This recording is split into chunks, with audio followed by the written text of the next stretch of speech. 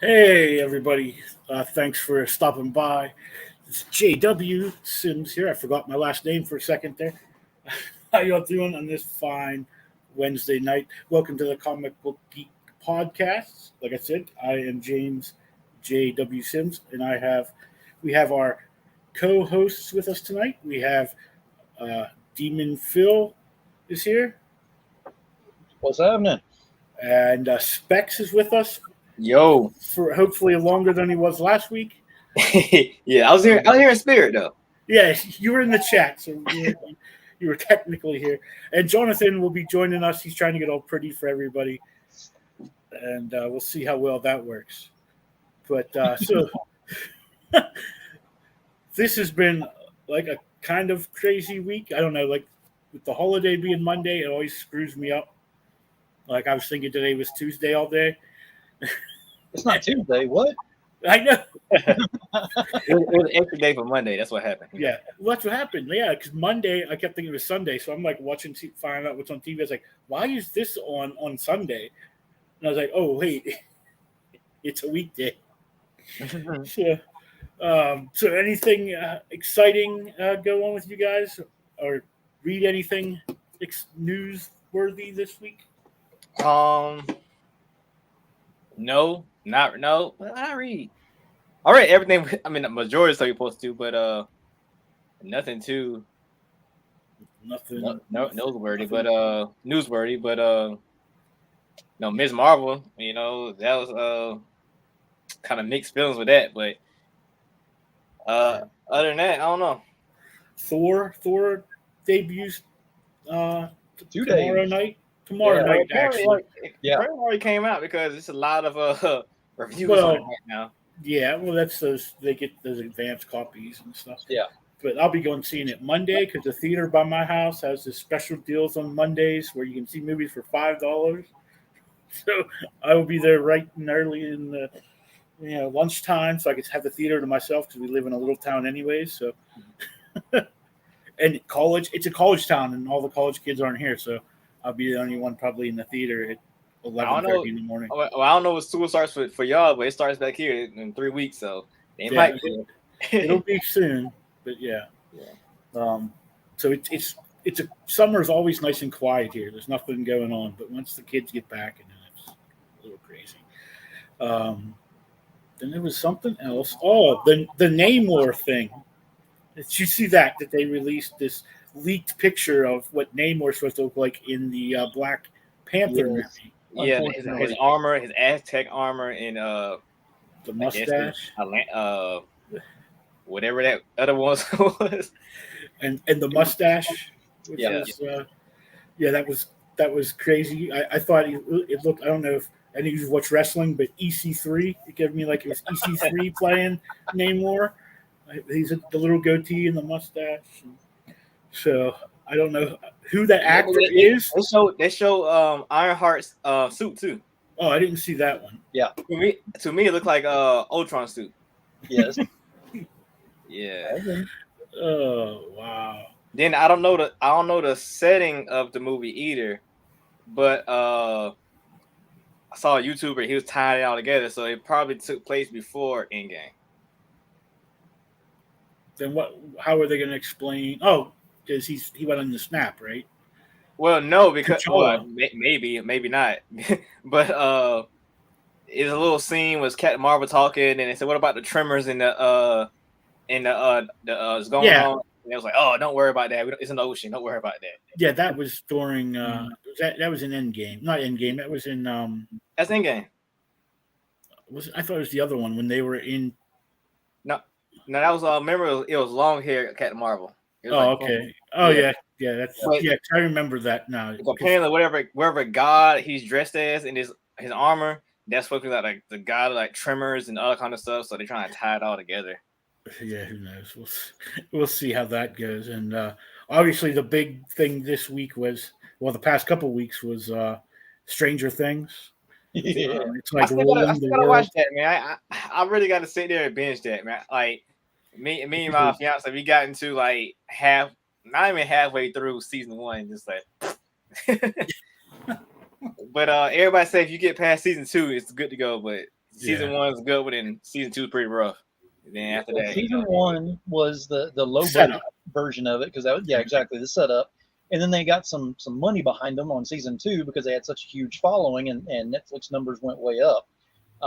So now where they're going now, I can't believe the graphics and what you're seeing in there in season 4 is phenomenal. I can't remember that the big bad guy's name in this whole thing, but I like how he like evolved through the seasons. Yes. Is that the one that said he was always there? You didn't notice about him? Yep. Yeah. Okay. The Mind Flayer. Yeah. To where in this one he's actually like a full-bodied swamp thing. I don't know how else to explain it. It's kind of what he looks like. Yeah. But we'll have to yell at John when he gets here because it's been 6.5 minutes and he's still not here, so he's late. He's on California time. Obviously. But because I'm trying to like wait on doing the books until he gets here, but we talking more shows, I guess. I did finish Kenobi, so I can finally talk about that. Yes, right. Kenobi. So how you feel about that fight, the last fight? Underwhelming. It left it, but then again, they had to leave it because with the movies the way that they were, you didn't want to mess with the timeline on there for that. Even though some of these people were talking about a season 2, which I don't know how that could ever happen. Well, see, season 2 can work because it just would have to be him doing something not with the Skywalkers. See, it time for like people think season 2 and be like, oh man, it's gonna be X amount of years, but he literally can just go somewhere for a month, come back, and it still be okay. Like that's still a lot of footage. Yeah. Like, because he still has the encounter with Darth Maul that has to still be a thing, and he has to do something else too. I can't remember, but it's like a couple key things. It's going based off the Legends, book series. He got to do a couple key things before, the whole New Hope saga. So, like, only thing I'm interested in, like I just fan theory, but what's her face? She could be Finn's mom, something like that, because it was too many nods at Finn being something more. Like he's force sensitive. He can use it. He can turn on a lightsaber. Like that was out of character. Even for that first movie, like then like how Lando kept looking at him. Lando probably been around and seeing her face and it 1 and 2. Yeah. So they can explain stuff like because I don't believe they create that character for them throw the character away because the fans didn't like her, But season 2 could be something, man. It could be explore more on another character. I don't know. Just they might bring Cal-Katarn in. You never know. Or Dash. Can't think of his last name. The dude from not Roller Squadron. I can't think of the name of the game. Dash Rendar. Huh? Dash Rendar from Shadow of the Empire. Yeah. Oh, they could bring them. I had lost connection for a second. I don't know what happened. I was like, my whole computer just shut off. I was like, what in the world? But hey, been there a couple times. But Jonathan's here, so we're gonna bring him on. Look how pretty he got. He had to put the faux hawk. That's what took him 9 and a half minutes to do the faux hawk. Yeah, you can't put the hat on today. Yeah.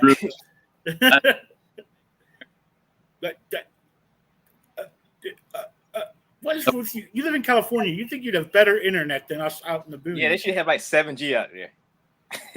Just start writing place cards and holding them up to the camera. That's all I gotta do. Oh yeah, Black Noir. Like this is everything you're gonna say today, right here.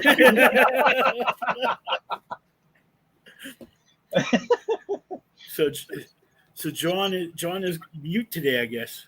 Can you hear me? No, you're all choppy. You might got to be close to your mic. That's probably what's going on. Yeah. How about that? Is that better? Yeah, when you closer, we can hear you. Yeah. Yeah. Got some Bluetooth. Yeah, Bluetooth. Yeah, Bluetooth. Yes. Yeah, that'll work. Boy, this is a technical difficulty day. I don't know. We need a sound check. Yeah. Well, that's why we need to get here earlier. Like me and Phil, we talk for half an hour before the show starts. Yeah, I did that not last week, but a couple weeks ago, that nobody was here. So I was like, well, Well, I tend to put it on and then I go do things, and so you'll see me like passing through, or I watch wrestling until the show starts. so I see you got a Cobra Kai shirt on. So That's how you right, think season 4? Season 4? Yeah. Check Season on 5. two. Well, yeah, season 4 just ended. They're going to be starting season 5. Yeah. So what do you think Can you season hear me 5 now? will be? There Yeah, you I can hear you now. That's good. All You right, should cool. go I work got for you. AT&T. Yeah, they're not going to help on any of us.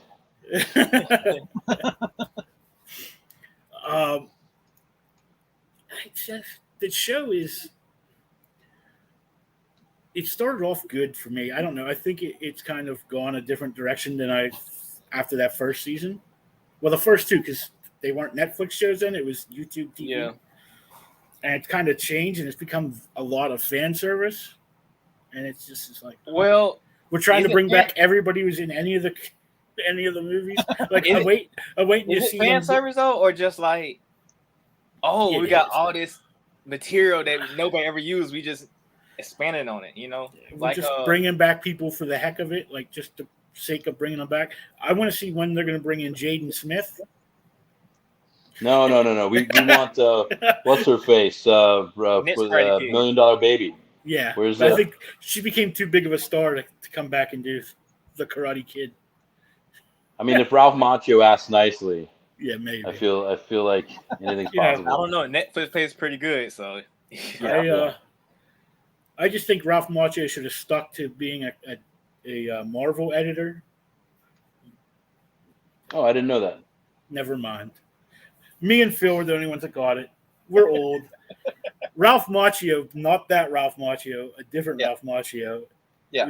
He was like the head of the X-Men. He was like the X-Men editor for you. like in Oh, the 80s, yes. right? Yeah. Yeah, like 80s, 90s, right? Yeah. And then he became like the head of, like, he was the editor-in-chief for a little while, not long. In the tank. Yeah. That's what Yeah, happened. in the bullpen. Yeah. Because he didn't sweep the leg. Yeah, no crane kicking. He didn't use the drum. That's what it was. But so we were talking about shows that we have seen, and also isn't today the final episode of Star Trek? Strange New Worlds? Yes, the final Yes. first season. Well, I haven't seen this today or the last episode, but I appreciate Strange New Worlds doing this episodic kind of story similar to the original series. It's like they finally figured out how to iron out all the kinks, and they still have this weird, real subtle subplot. There's a storyline that's Discovery. going through with what it came over from Discovery when he had saw how he dies, and so that's like woven in the background of the story. But yeah, you can watch every episode, and you don't rely on watching last week's episode. Right, exactly, and that's cool. I think that was really it. So it helps the original fans kind of come back-ish, Yeah, because I think it was like that for Next Generation too. They were like kind of, but then after that they started making it was like all one big story, and you had to watch them all. I mean, that was what I liked originally about The Walking Dead too. There were moments where it was just like the one-off story in the episode, but with Discovery, I noticed that, like, especially we read those comics before. They keep trying to make it smarter and smarter and smarter for, like, assuming the audiences are all like, astrophysicists or something. Yeah. So like you got to be able to like understand what you're watching. So you haven't seen the Gorn episode yet? I've seen the Gorn episode. Okay. Yeah. Oh, because I lose track of like where they're at. Where they hide in the ring, right? And then they drop a little like thing to show that they they're like they're like xenomorph like right. But what's funny is the Orville Seth MacFarlane had almost the exact same storyline where they're running from an evil alien and they hide in the rings and just barely escape through like some gas planet or whatever by proving they died or whatever. And I'm like, they're not really talking to each other, but I see like a lot of similarities. Yeah. It's not the same universe, though, is it? No, because the Orville's are totally different. It started out as like I know it was a spoof, but it started out as a spoof, but now it's really good. I like it's good. Yeah. He stopped doing Flintstones through that show. So yeah. Well, Brennan Braga from Deep Space Nine is involved in the Orville. Yeah. So. Yeah, he it's a very good show if you like those kind of, like the first season. I always thought it was funny because his ex-wife is the first mate, and it was just wait. Is that a different show than what? What's his name? I can't think of his name right now. Steve Carell's on. no. Oh, that's Space Force. That's Space Force. Okay. Yeah. But anyways, now that we're all here, we can start talking about some comics, and I got to bring them up because I have a big list of them, and I don't remember what's what.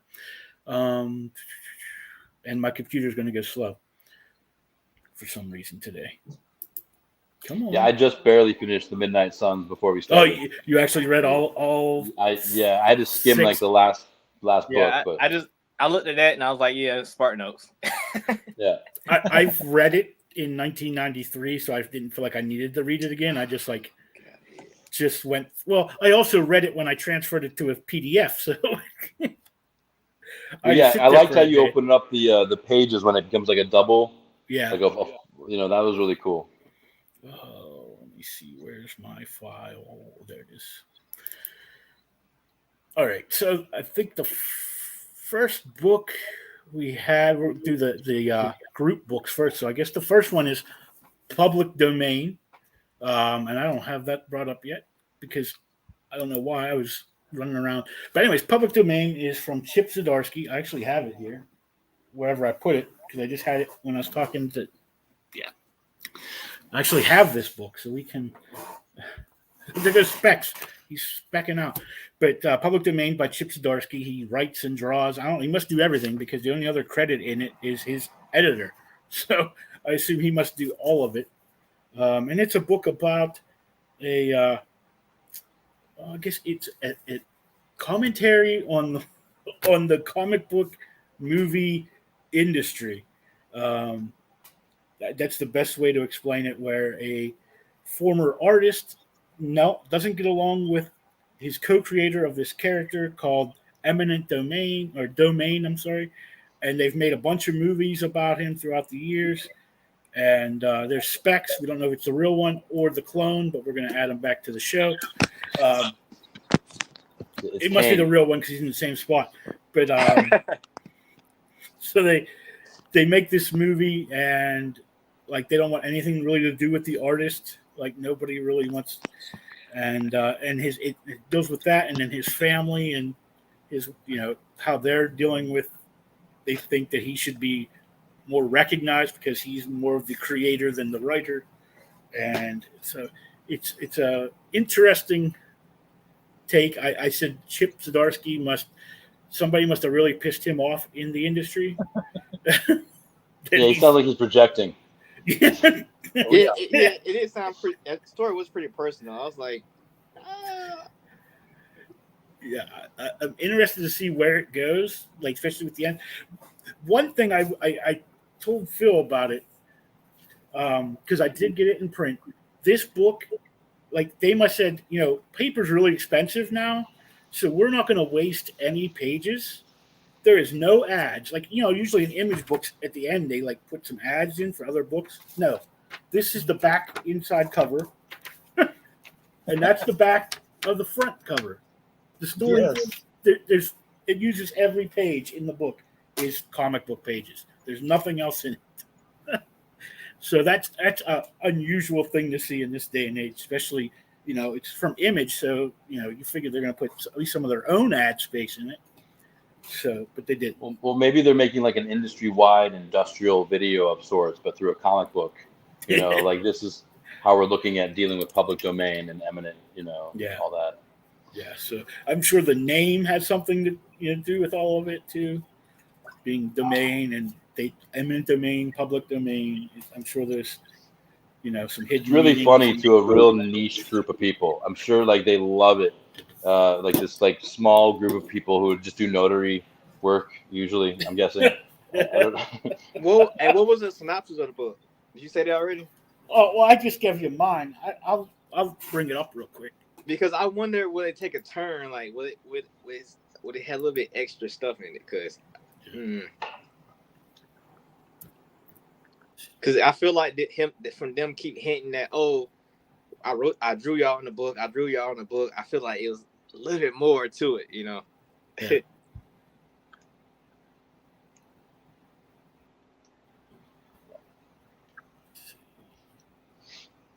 Probably should have had this already. I like your hat, Phil. Well, thank you. Sharp. I always wanted to have that. Last week, me and Phil had to carry the show. We had as many guests on as we had food. Oh, wow. That was kind of fun. So, but it says culture's. Sid Dallas is responsible for pop culture's greatest hero, the Domain, but his sons, Miles and David, have a complicated relationship with both the creation and their creator. Can they convince their dad to fight for their family legacy? This fun and heartfelt series, written and illustrated by Eisner winner Chip Zdarsky, Sex Criminals Daredevil, explores a wild alternative world where comic book creators aren't properly acknowledged or compensated for their creations. Crazy, I know. So even the synopsis is a little dig. So. Yeah.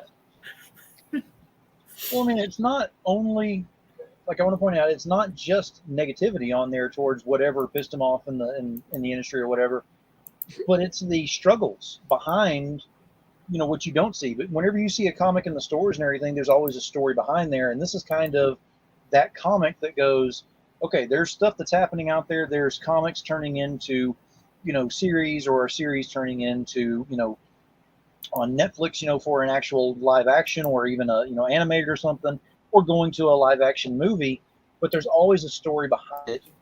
And this kind of pulls from that. And I like the way that they have like the family factor in there that they kind of go through, and they go through the, whenever he's on the red carpet and he's refusing to get up there into the camera, to the camera lens and all, because he's just the creator, the artist, the one who started all this. He is not the brains behind what, is getting the movie going, and they don't want him up there. It puts a lot in there. Whenever you start reading it, it's like, wow, there's a lot more that goes on behind these covers than a lot of people see in there. It's a lot more respect for the industry. But I mean, it isn't. You can nod it all the way back to Stan Lee and Jack Kirby, though, because exactly. Well, even more recently, like forever, it was Bob Kane, the creator of Batman. Bob Kane, and it wasn't until recently that they started recognizing Fingers as being the writer of it. Yep. Yeah, Bill Fingers, so that's. I'm frozen. Am I frozen on your side? No, you're good. All right. No, I was frozen on my own. In that respect, every now and then, but your sound's pretty good. Yeah, you still sound good. All right, that's cool. like in that respect, it's kind of like Cavalier and Clay. You guys know the Adventures of Cavalier and Clay, where they allude to Joe Siegel and Jerry Schuster, and the idea of how it works to make a hero like that. That's where it's interesting to understand like the story, like you said, the story behind the story. Yeah, but it's still crazy though, because when my example with Stan Lee and Jack Kirby, Stan Lee won as a writer. With your example, the artist won with Batman. So it really depends. Yeah, but it's always like that. I think because Stan Lee became Stan Lee. But Jack Kirby was still Jack Kirby. But not then he was. I mean, at that point, Jack Kirby was, he just drew everything. I mean, you look back and he was a madman. He could draw like a book in a couple days. Like he literally drew so it was kind of like he was on everything. And Stan Lee was, he was the face of Marvel, I guess is the best. Tim Kaine notoriously took credit for a lot of things that weren't really like his complete bag, put his name on a bunch of clown paintings he didn't actually do. He put in that respect, it was like I think Tim Kaine was more greedy than Stan Lee was. I think I'm doing a little bit better now, but so it'll Bob be Kane. interesting. Not Tim. Bob Kane. Bob Kane. I knew. I was like something's wrong there. Bob Kane. I knew who you meant. That's his evil twin that you were talking about. We got you. His variant. So I'll Man keep bat. my eye on this book because it's one of the few books that my little local comic book store was carrying when I went there last week. So I'll have to keep an eye out for that one and see how it goes. But that brings us to our second book of the week, Sins of the Black Flamingo. We should have had this book last week. Yeah. It would have fit that show better, but it says it's an occult noir Miami sleaze. Sebastian Harlow is the Black Flamingo, a flamboyant and narcissistic thief who gets his kick stealing mystic artifacts from the wealthy and corrupt in Miami's occult underground. When his latest job leads him to the biggest score so far, the hedonistic outlaw discovers something he wasn't looking for, something to believe in. Be gay, do crimes as pure pop art. The outlaw occultist queer heist book goes for your throat, your heart, your groin, and your wallet, and will leave you covered in glitter and feathers, absolutely breathless, Kieran Gillen, the wicked and the divine. Sins of the Black Flamingo is a drop-dead gorgeous, funny, and sexy book. Within pages, you immediately know that Sebastian Harlow is the most exciting new character in years, dripping with Wheeler's wit and looking fabulous thanks to stunning work by Moore and Bonvillain. You're going to want more immediately, and that was from Chip Zdarsky, who we just saw his other book. So that's written by Andrew Wheeler and arts by Travis Moore. Well, Chip Zdarsky definitely Oh, sold it in the synopsis, but I definitely didn't feel that same excitement reading the book. No, not at all. Yeah, it was weird. Like they put the talisman in that statue's mouth, and he comes to life. They took his face. Yeah, Yeah. yeah, it's stuck in it. So I'm like, what is going on here? And then for me, it had too much dialogue starting out. Like, yeah, I actually had to stop and come back to it. Like, I stopped it and went to bed, and I came back and finished it in the morning. Yeah, Too much work. It was so much dialogue. I was like, dang, can't he just stop showing us pictures? Only thing that was cool was how he was hiding in the statues. I had to go back to the first panel and watch where he popped up at. But yeah, besides that, it was all that dialogue. I was like, oh man, it's unneeded stuff. Like they could have did this in like one panel. yeah, I mean, they're trying to show some personality, yeah.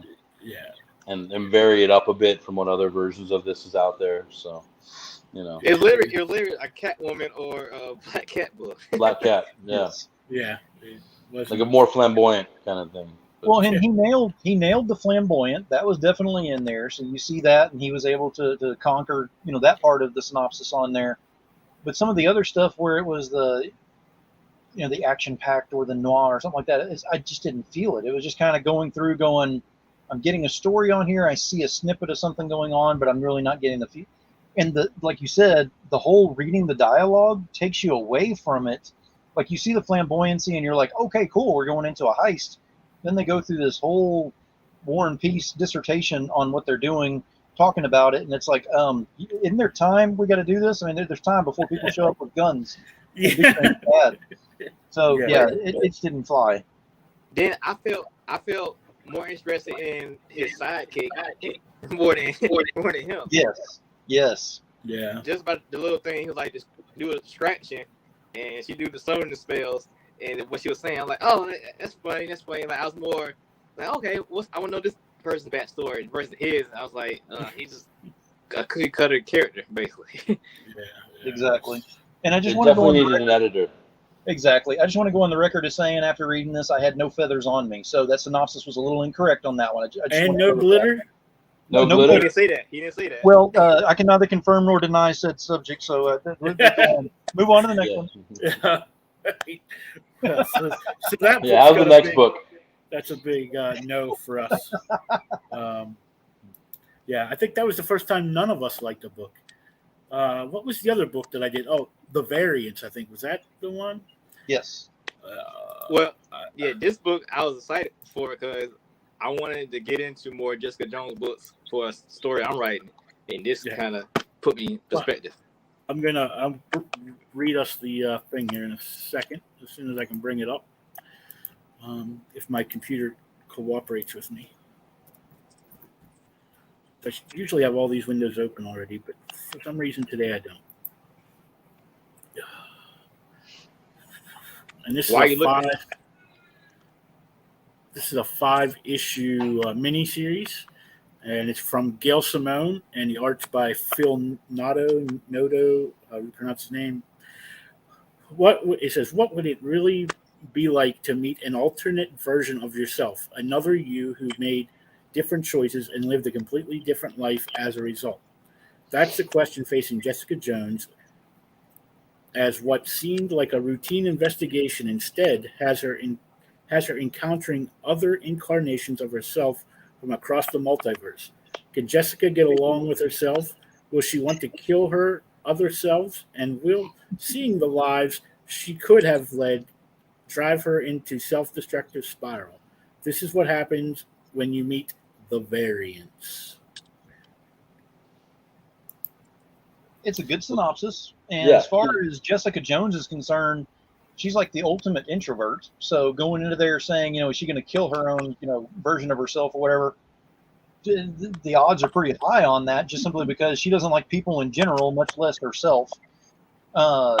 Having 4 different versions, if you're not very familiar with Jessica Jones, the different versions of her have played so many roles throughout the years in different Marvel series that have been out there. I thought it was interesting to have them in there, but the book itself didn't just grab me as a page turner on there. It became more of an investigative noir, something like that. It was more of instead of a superhero book, it was more of a doing that, and it just kind of threw me off a little bit. That's just not my game. Is not doing the investigative stuff. It kind of reminded me of like a character study for all the different personalities. And if you remember Orphan Black, there were parts of that I felt in this. But I see what you're saying, where it takes it a bit away from what you're used to seeing with Jessica Jones. And maybe that was the intention, is to get that feeling, right, almost like the new Michelle Yeoh movie, where what would it be like in all these different versions of yourself? Is it that everywhere, every something? Everything all at once. The Russo brothers did that. Yeah. I still have to see that. I've heard that is amazing. It's so good. The Russo brothers, Endgame, Infinity War, Civil War, Captain America, they produced it, along with Sarah Finn, who does all the casting for Marvel. So it's pretty interesting that Doctor Strange 2, Multiverse of Madness comes out the same time. Multiverse movies. Yeah. My thing is, in Marvel Comics, they never used the term variant until the MCU started using it. So it's just kind of like they're cashing in on that whole variant thing that's going on in the MCU now. Like, it's interesting because I'm like I love alternate reality stuff and time travel stuff. So it's interesting to see, But the one I got to find out was like the last page. That's one character I don't think I'd ever see Jessica Jones becoming. What, Captain America? Now you spoiled it.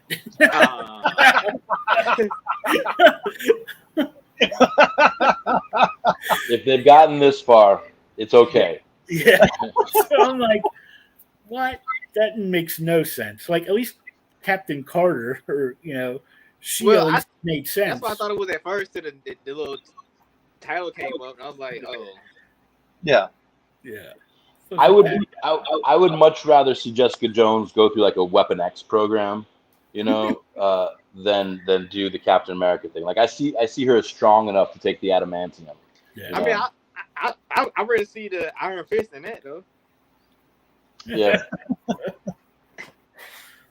And while we're on Jessica Jones, this just popped in my head because it's something I read this morning. Did you notice on Disney Plus they changed the name of the show? No, I didn't. Now it's AKA Jessica Jones. Huh. Which was actually the original name of the show when it was the pilot was made for ABC. Yep. And all of the episodes start out with AKA, and then there's the title of the show. So do you think this is like they doing this comic book so they can put her in a Loki season 2? since Loki season 2 trailer or teaser dropped too. Who knows? That is very true. Because people have been talking about, with She-Hulk that Daredevil's going to be in She-Hulk. That's going to be. Well, they're both lawyers. Yeah. Was it She-Hulk or was it Echo? Well, he'll be in Echo. That's like guaranteed. But in She-Hulk, because they're both lawyers, and it's like the next show that'll be on. And they officially said they're doing something totally different with Wilson Fisk in Echo, which I'm kind of like, but they're using the same character, the same actor. D'Onofrio? They're going to still use Vincent D'Onofrio? Yes, he was amazing as Fisk. Well, I mean, he was in. But what are they doing different? That's what's got my radar up. I'm like, why are you changing what works? Why are we messing with this?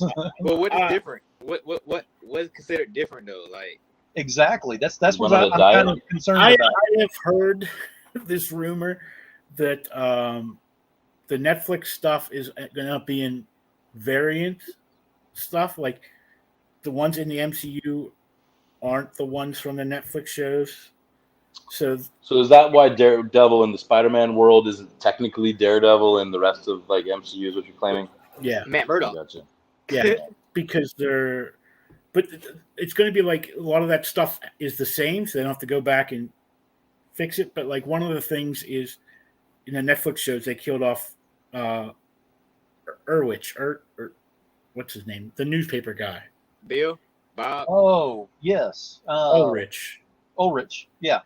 Oh, and right, he's a big part of Daredevil. Like, so either you have to like make a whole new character, or you could say, he got killed in that Daredevil's world, and he's still alive in this. We brought him from this other dimension. Now he's in this dimension. Yeah, so we'll see.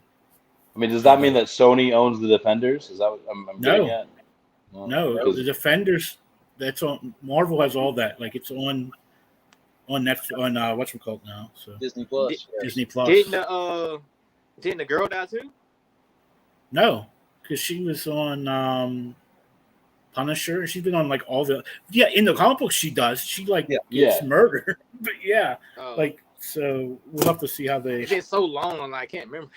And if you go look at Disney Plus, I'm just going to throw this out there because we're done with the regular books that we were reviewing. And we'll do like the. I don't want to go too much off topic, but with Disney Plus, I did notice because I was going through and just looking to see what I may have missed, in going through there. Disney is real big about they put a lot of emphasis on new shows that are out there that they're trying to promote and push. Mm-hmm. There's a lot of things that are going through that aren't getting any kind of marketing whatsoever that we really need to pay attention to. There are 3 episodes, if I'm not mistaken, of a show that's on there, and I cannot remember the name of it to save my life right now, but it's basically the origin story of the Young Avengers. So they're already putting the foundation there for that, and nobody knows about it. Yeah. Yeah, and for all the Netflix, the Netflix MCU stuff, they've made all new movie posters for those. Yes. Like, why are they putting all this money in this stuff that's been over for how many years now? 3-4 years. So there's something coming. They just haven't. What they have edited the footage too. Yes. Yeah. I don't know about Netflix, but Falcon and Winter Soldier is definitely edited. Yeah, they said they've gone back and changed. So I assume they had to for the Daredevil stuff, and they had to for the Punisher stuff for sure. Yeah. Well, the Punisher, they've definitely got to if it's going to be on Disney Plus without saying mature. There's got to be something for that. Well, although another fun fact is Disneyland, Disney World. Every time there's a new MCU character premiere, they premiere that character in the park. Yeah. And so Moon Knight premiered, but he gets to change costumes all the time. Miss Marvel premiered, and on the 8th they're gonna have the Natalie Portman Thor premiere. And so I think that's really fascinating. So every time you're talking about the Young Avengers, I don't know, they might be in the park somewhere, hanging out Tom Sawyer Island. Well, one thing I noticed on Disney Plus that they added is whenever I went to log in, it automatically said, if you're old enough and you want the mature rated shows and everything on here, go ahead and put in a passcode now, or you're going to be stuck with TV. It's 13 or something like that. And I was like, I don't have any hair anymore on my head, so I think I'm old enough to do this. I don't have to look over my shoulder. Let me go ahead and see this stuff. So I created a passcode, and here we go. So Punisher and all that stuff is readily available right there. Oh, good to know. Good to know. Yeah. And they I was did, worried they would edit it. and they did did. not They had- edit the all too familiar and best scene ever of the fight scene in the jail on the Punisher. Oh yes. Yeah. Brutal. Yeah, because that would have absolutely ruined it for me right there. I'd have been like, no, if y'all edit that or pull that out of there just because of all the violence, that's Punisher. That is Punisher right there. Yeah. So what about the Hulu shows? They still on Hulu or they on Disney Plus? Well, they're probably still on Hulu because Disney Some on owns Hulu, Hulu. some on Disney Plus actually absorbed a lot of Sony material and hadn't talked about it, and absorbed a lot of Hulu. But Hulu still has a lot of shows over there that are staying. I'm thinking they're giving you an avenue to where you have to kind of spread your streaming over a little bit and not Well, just on one But site. Disney owns Hulu, so it's like Exactly. Now why is Blade on HBO? well, because Fox. some of the movies, Yeah. some of the movies that Oh no, they don't- Universal, right? Universal. but there's Oh, some like of the the whole movies, just like Spider-Man is on Stars, like the Yeah. Spider-Man movies are on Stars. And Oh, yeah. Netflix right now. Yeah, so they're wherever, like even some the Marvel movies. Is sometimes Ghost will end Rider up on Universal places. then also? Yeah. So, Yeah. so it Ghost was. Rider, Blade, Yeah, they all the were. Midnight Suns. Yeah. And Punisher was until they got the rights back, and that's when they could make the Netflix show. Right. Because right. they Well, do have all the rights back now, but at that point they didn't have. The only one they don't have is Spider-Man and the Hulk. Yeah. And the Hulk. Yeah, the Hulk is like in allowed to Yeah. be included, but not allowed to have his own movie. Yeah, he's not Well, allowed to they have his own officially- thing. They The officially Hulk's announced the Universal, World right? War Hulk. Yeah, they officially announced the World War Hulk, so we know we're getting that, and we know we're getting what's his name coming back as Hulk for that. So Ruffalo. yeah, so at least that's a good one that we're getting him back for that, and we know we're continuing, and we're finally gonna get World War Hulk, which Yeah, that's cool and all, but we don't have Thunderbolt Ross though. until Thunderbolts, because that's the rumor with dead. the Thunderbolt. He died in real life. Well, unless But- they recast. Oh yeah, they can recast him. I mean, it's okay. Well, yeah, no, yeah, exactly. Plus, they have DNA. Apparently they struggle with that. Well, yeah, well, I mean, they've already done it with some Not of the other DC. movies and stuff, but yeah, but they can come up with some kind of DNA, whatever, to bring him back to life as a different, version of him. Or A something like younger that. version of himself. Exactly, they'll come up with something on Or, that. or a variant. Or where he's stuck as the Red Hulk instead of being Yeah. Thunderbolt Ross, he'd just be the Red Hulk. So it's doable on there. It's just a matter of how they're going to do it. Well, Jennifer Connelly plays the voice of the AI in the glasses that Spider-Man puts on in Far Yeah. From Home. Yep. And then she's also married to Paul Bettany, who plays Vision, and Who she was was- the original Oh, Ross in Yep. the early Hulk movie. So if you want to bring it all full circle, we're just gonna have to bring back Jennifer Connelly, Yeah. and somehow revive David Bowie. I mean, Did y'all know the dude from Walking Dead who plays Red Skull, who's also Ultron too? no yeah. way. I didn't know he was also Yeah. Ultron. Oh, now interesting. he is, but not. And now he is Mark Quand, Ross Mark Quand. Oh yeah. Yeah. He was. Yes. He was. He was. Go ahead. Good. Sorry. What if? And they said he's gonna be the same voice carrying forward too. I think they said Dr. Strange, but I don't remember hearing his voice in Dr. Strange. Well, there Well, was good for always him, those- man. Well, those robots were Ultrons. Did they So if speak? there was I don't any- remember them talking. I don't know, but there might have been scenes that they cut where they actually. Yeah, there was a couple of them that spoke. Whenever she went and tore off the head and it came with a Carrie look of her coming out of there, the robot's head was saying intruder alert, whatever type thing. Ultron demands you to stop or something like that. There was just a quick little dialogue on there as she rolls the head down the hall. Does he do the animated voice too for the What If series? Yeah. Okay, yeah, because I was like, I didn't realize until I watched it again that Chadwick Boseman, like, I don't know if that was his last thing, but he did, It was. and I like that series alone, the What If series, and like how it all plays into like the overall thing. I think people need to rewatch it every time we get anywhere near anything related to the multiverse. It just doesn't make sense. And unfortunately, we won't get that Star-Lord T'Challa because Chadwick Boseman's not being here, and I don't see them recasting someone else to play that role, even for that kind of character on there. They really need to be him for that. I just, I was all for the not recast thing, but now I'm kind of for that because, it's basically like them deleting the character. So like, they had to recast it. Like, there's no way they can. I mean, Sean Connery couldn't play James Bond forever. But they didn't. Yeah, Hey, they came back though. I mean, he tried. He milked it to the end. Yeah. But I always think we wanted him have to be a villain. I wanted him to come back as a villain. Exactly. That would have been the perfect thing for him to come back and retire on. Yeah, I agree. So we have a few Instead of more. League of Extraordinary Gentlemen.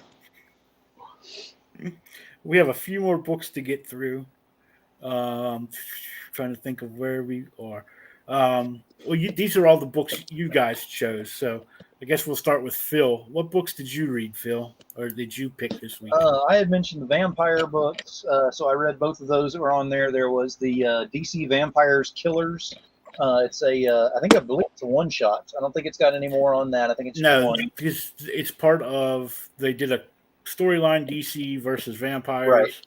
Right. A couple weeks ago, they did DC versus vampires Hunters, and that was about Robin and his whole deal. Now this one is Killers, and it's Harley Quinn? Yeah. Yeah. It's got Harley in there, which should be enough to go ahead and just fill up the entire book. But she's got a squad with her, which includes Black Cat, Clayface, Solomon Grundy. Catwoman. Sorry, Catwoman. Yeah, I was looking at the Iron Cat on here. I'm sorry, I went a little forward on that. Catwoman. All these DC people are hating me right now. Who came first? I think Catwoman did. But it was an interesting book because so much sarcasm. That thing is dripping with sarcasm. This thing could come in 120 degrees like it is right now outside, during the day, with no rain outside. You take it out of the mailbox and it's just leaking with sarcasm. That's how much is in there. So if you really enjoy books that are like that, this definitely hits those with you.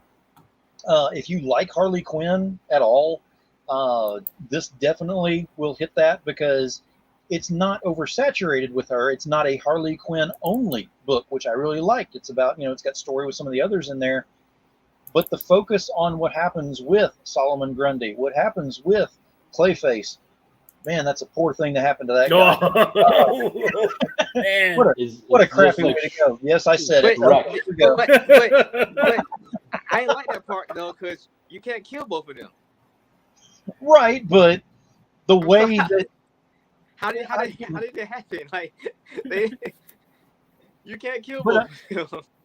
But that was, you're right on what you're saying, but for it being Harley Quinn to come up there and find what's left in the form that it was left, and that's how it was done, it's like no one else in the DC could have run up there and done, if Batman would have come up there and actually picked that thing up and said, this is Clayface, that wouldn't have been nearly as funny or anything like that, and he never would have picked it up anyway.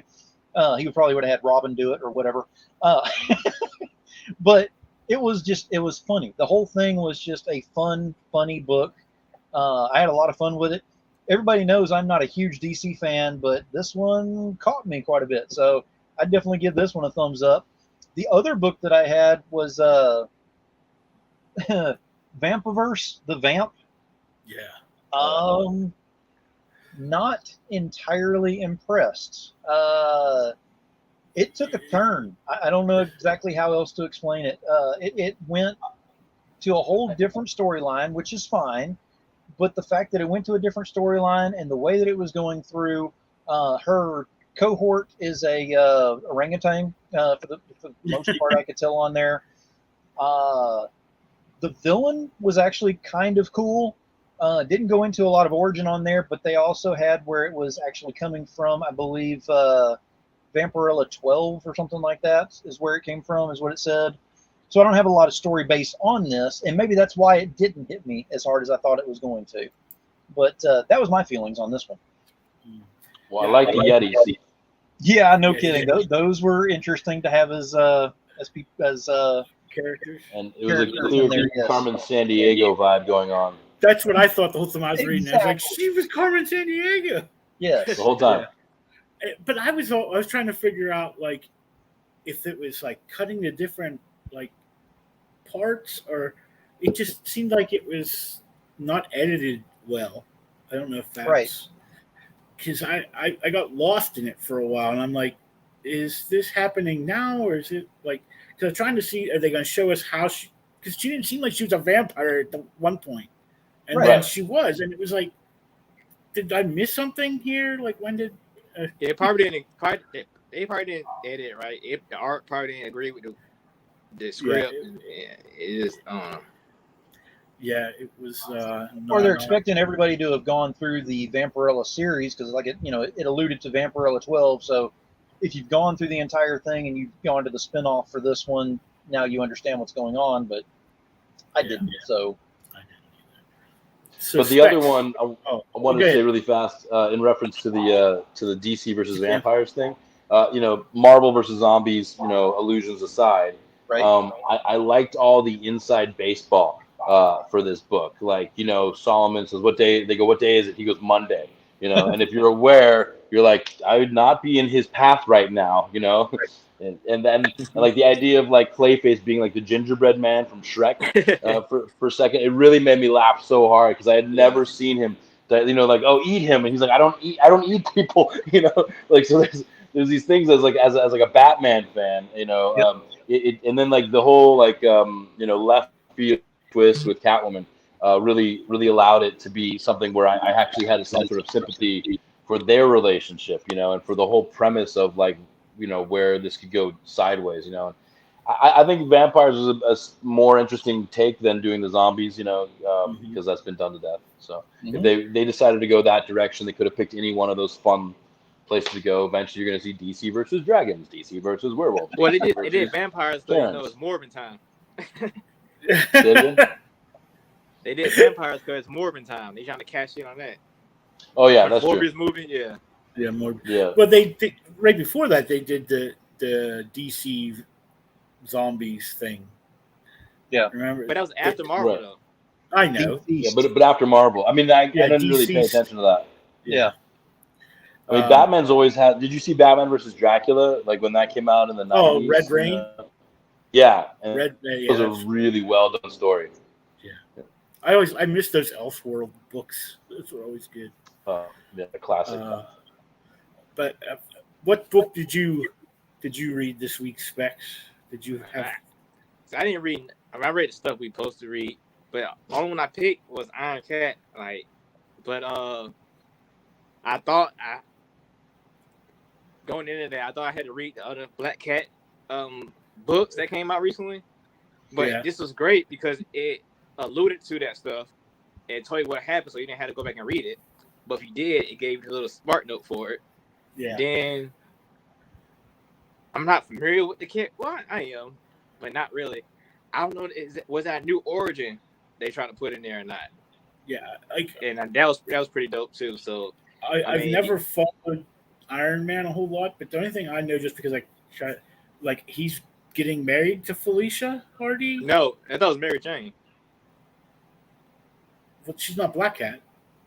Yeah, but but Mary Jane was recently working for Tony Stark. Yeah, but I mean, in this story now, I thought I seen this picture of him, and I mean, I don't read it, so I thought that. Well, no, he said he didn't want no parts with her. He said he wanted nothing to do with her at all because he let her in his house and she took the technology and made the suit and left him.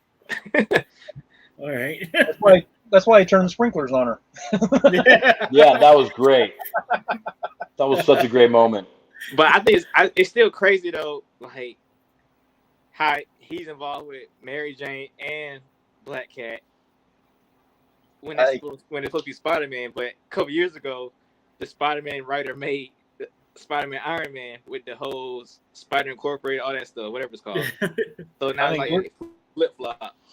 We're talking about Tony Stark. I mean, he's the man. So he goes through all that. Yeah. I mean, he needed to build a suit for Black Cat, though. Like, that's what it was. It's like you wanted to hook up with her, you needed to make some exceptions, build something cool. Yeah, and I love how he said he was the one that drink, but he didn't want to drink, so he started working on the suit. Yeah. Yeah. And then Jonathan, once again, picks the biggest book of the week. I didn't know. How am I supposed to know? I was like, again. I'm so sorry. I mean, I read the whole thing, and I appreciate it. Like, it read Yeah. like a textbook to me. Yeah, like, it was just like it was someone, definitely intending to teach you about atoms and like using the Christmas Carol sort of like motif to teach about this kid who hates science, and the ghost of the scientists of past, present, and future ends up waking up his crazy science brain. He goes on to become Stephen Hawking without the crippled thing, and becomes like some great teacher. I'm sorry, that's terrible. I take it back. Stephen Hawking's phenomenal, but like. The nature of this book was clearly meant to be like the Magic School Bus. The whole time I'm reading this, going, "Oh, look, where's Miss Frizz?" Like at any moment now, Oh wow! But thanks for indulging me. I really thought I wanted to pick something different than Marvel and DC, and like, oh, this is cool. The ghosts of whatever the science. I don't past. even remember like that was. I don't even remember what company put that out. It was that's like if you ever pick any of the Europe comic books. Like, I did that last week, and I had a U4, and that book was long. I'm like, ugh. Yeah, because those in the UK, like their books aren't like our books. they do like graphic novels, like volumes every time. They need something. Like, they need something to read on the bus, a train ride. So like I have a bunch of them, and I like a lot of it. The art from the European books aren't my cup of tea, but there are a few. Is that a pun? I'll read. Specs got it before I could. I didn't even think. Touche. Yeah. But yeah, because there's a couple of them I'd like to read, but it's just like those and the heavy metal comics that come out. Mm-hmm. They're just so long.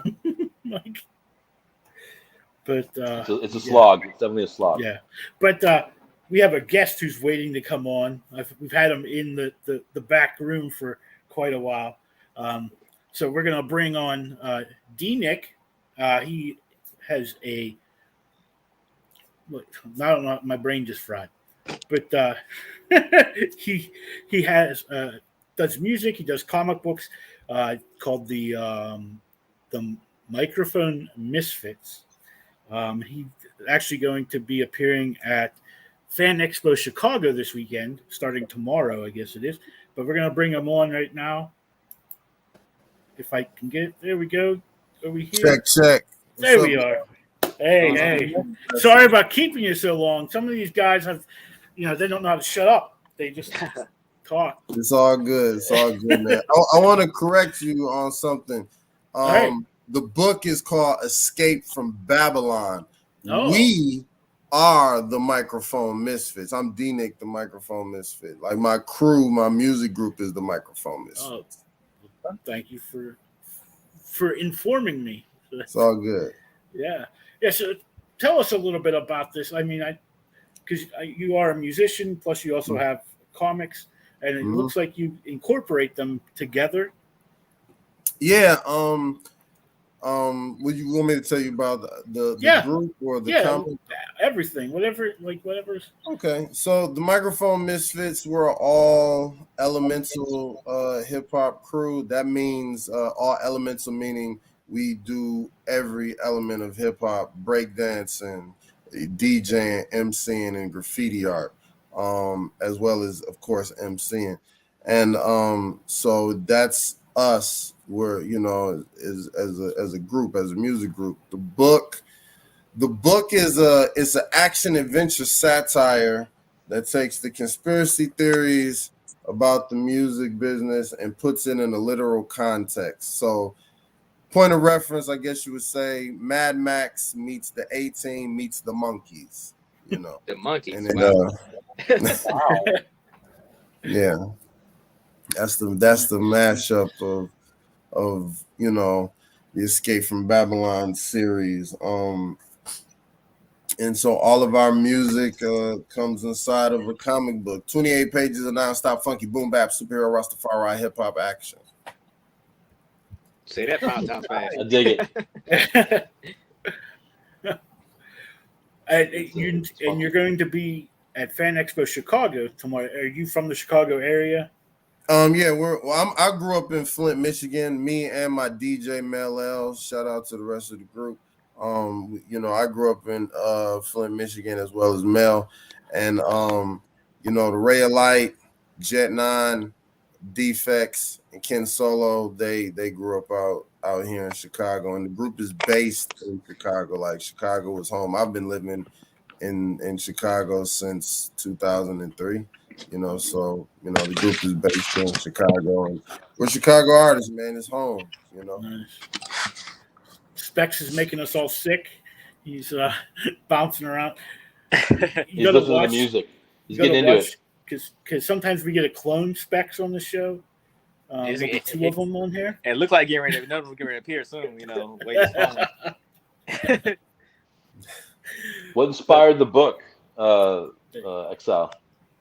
Like I said, it's an action adventure satire. It's the conspiracy theories that take the conspiracy theories about the music business and the industry and put in a literal context. There's a lot. I'm a comic book head. I'm a huge comic book head, and I was at a convention and one time just as a spectator, and this is pre. Now there's a lot of I won't say a lot, but there's a handful of hip hoppers that are actually working in the comic books field. But prior, not so much. But hip hop and comics, essentially go hand in hand, whether people realize it or not. Really, all things geek culture, And I was at a convention and I saw Chuck D and I saw Murs at the con, and nobody knew who they were, and I was there the moment that they ran into each other, and they had a moment oh snap, what you doing here? Oh man, and I was like, wow, hip hop really needs to be here. You know what I'm saying? And being like a MC and a b-boy myself and a playwright, it kind of connected, on that tip. I love to write. I write rhymes, or I used to write plays. I got out of the business of theater, and just totally focused on hip hop and education. And it was just a journey. I went with the fellas. I talked to my group. I was like, man, you got to make a book, and we did 10 years ago. This is actually our 10-year anniversary. This is our fifth book, our fifth Escape from Babylon. We released it on our 10-year anniversary, which is March 16th. And it's just been an enjoyable ride. We've traveled all over the world as an indie group. We just got back from Anime Midwest. So we were at the anime convention, Anime Midwest, which is really, really dope. We'll be going on tour this fall with Megaran. He's a partner of ours, a collaborator, first hip hop MC to get a Capcom sponsorship. He actually just did the B-side of the record to that Turtles, that Ninja Turtles video game. Shredder's Revenge. Yeah, when you beat the game, you hear his song. So. And today, him and Penny the Great and Slop Funk Dust got an album coming out in August, and we're still promoting Escape from Babylon Volume 5.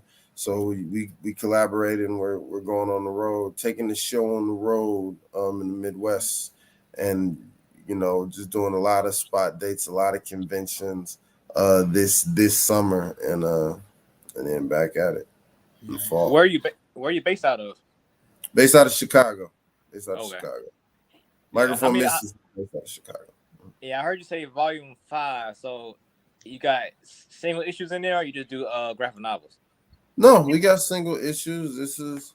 This is Volume 1, Escape from Babylon, the first one.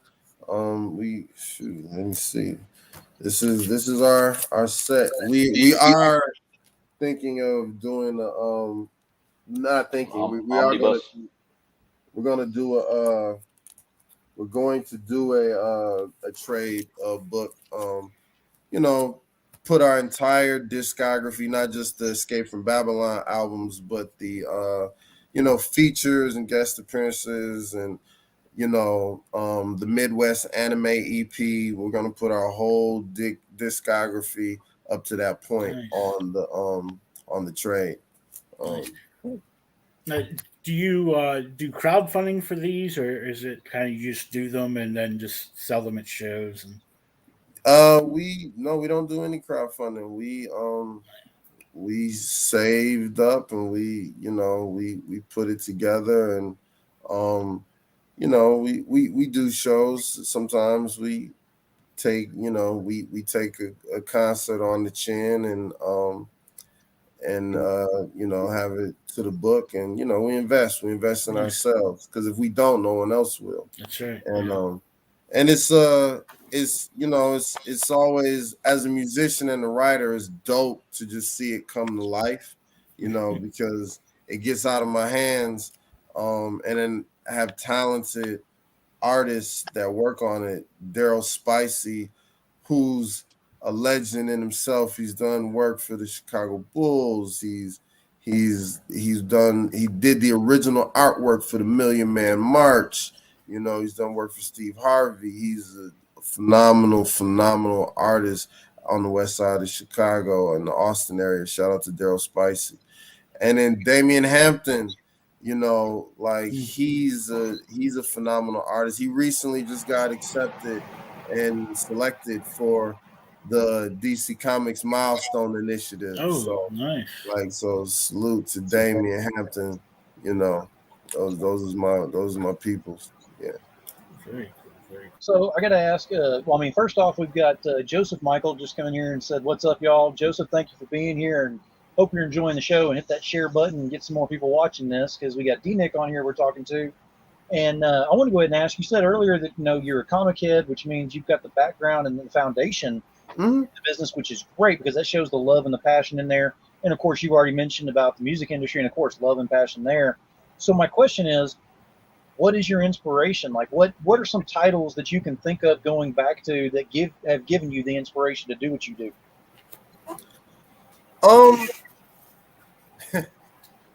Probably not always the good. I enjoy it. I'm a big X-Men head. I love Chris Claremont.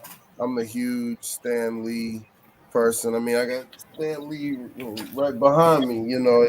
I met him. I got an opportunity to meet the Stan the Man Lee. I heard y'all with y'all Stan Lee slander.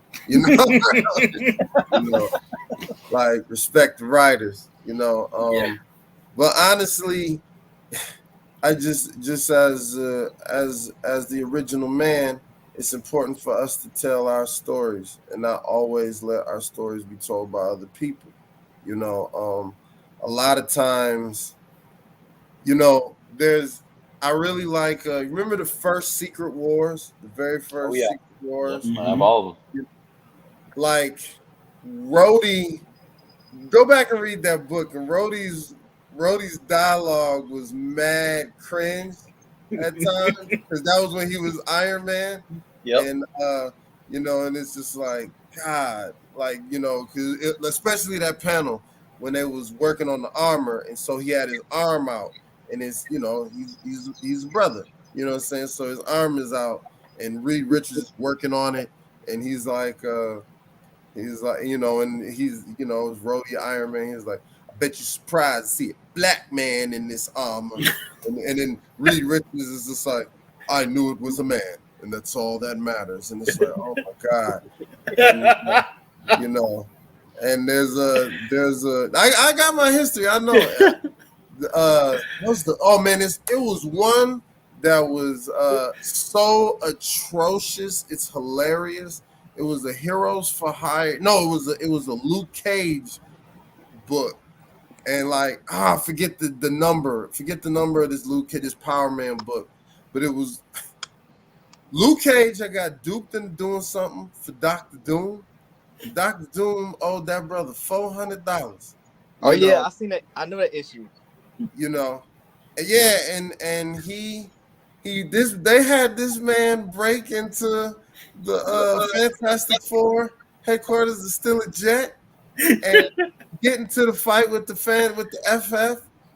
And then he tells his plight, he's like, yo, man, Doom stiff me for 400. And they was like, here, just take the jet. But they wouldn't go help him. They wouldn't go with him. So he went to Doom Island and he's tearing, and like, it's just like, it was the worst 70s job that you could ever see written.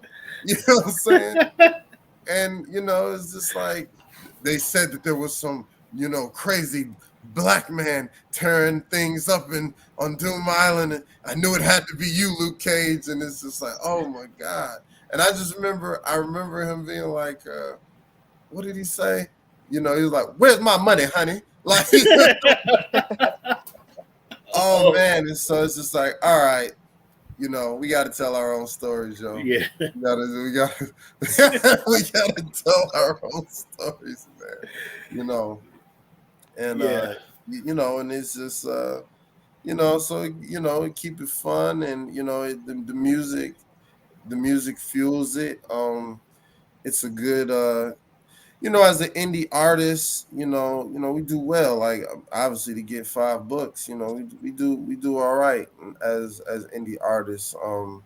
Because we get hired to the Microphone Misfits get hired to perform at these conventions and tell stories, and then I know the characters. The characters are us. They're us. They're all 6 of the Microphone Misfits. So I know these guys, and it's us telling our story.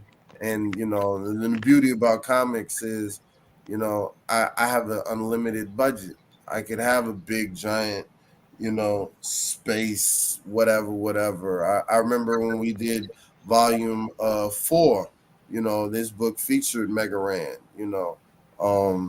like, I remember my man Big Herc, shout out to Big Herc. He was like, I was like, he was a co-investor on this book, and I was like, what do you want me to do? What's the parameters? He was like, put Nucleus in the book, put Mega Ran in the book, send the Microphone Misfits and everybody to outer space, and make me a space pirate. I was like, all right, man, and shout out to them, like, for, trusting me as a writer, as well as my group, and trusting me as a writer, with their likeness rights and things of that nature, and handling it with respect and care, and, and fun. It's got to be fun. If I know you give us the website, which is it's just www. The microphonemisfits.com. Yeah, with a Z, not an S. So. THEMICROPHONEMISFITZ. The Microphone Misfits. Who else could it be? And are you able, like, if somebody wanted to get the other volumes of the book and your music, are they able to get it right from the website? Or Yeah, you can go, you go and you click in, you can get the download of the digital comic, and you can get for the downloads, and then you can buy the physical copy. Just click on it and it'll take you to our Bandcamp page. You go to merch, and then you buy the books, and we sell them there and ship them right to you.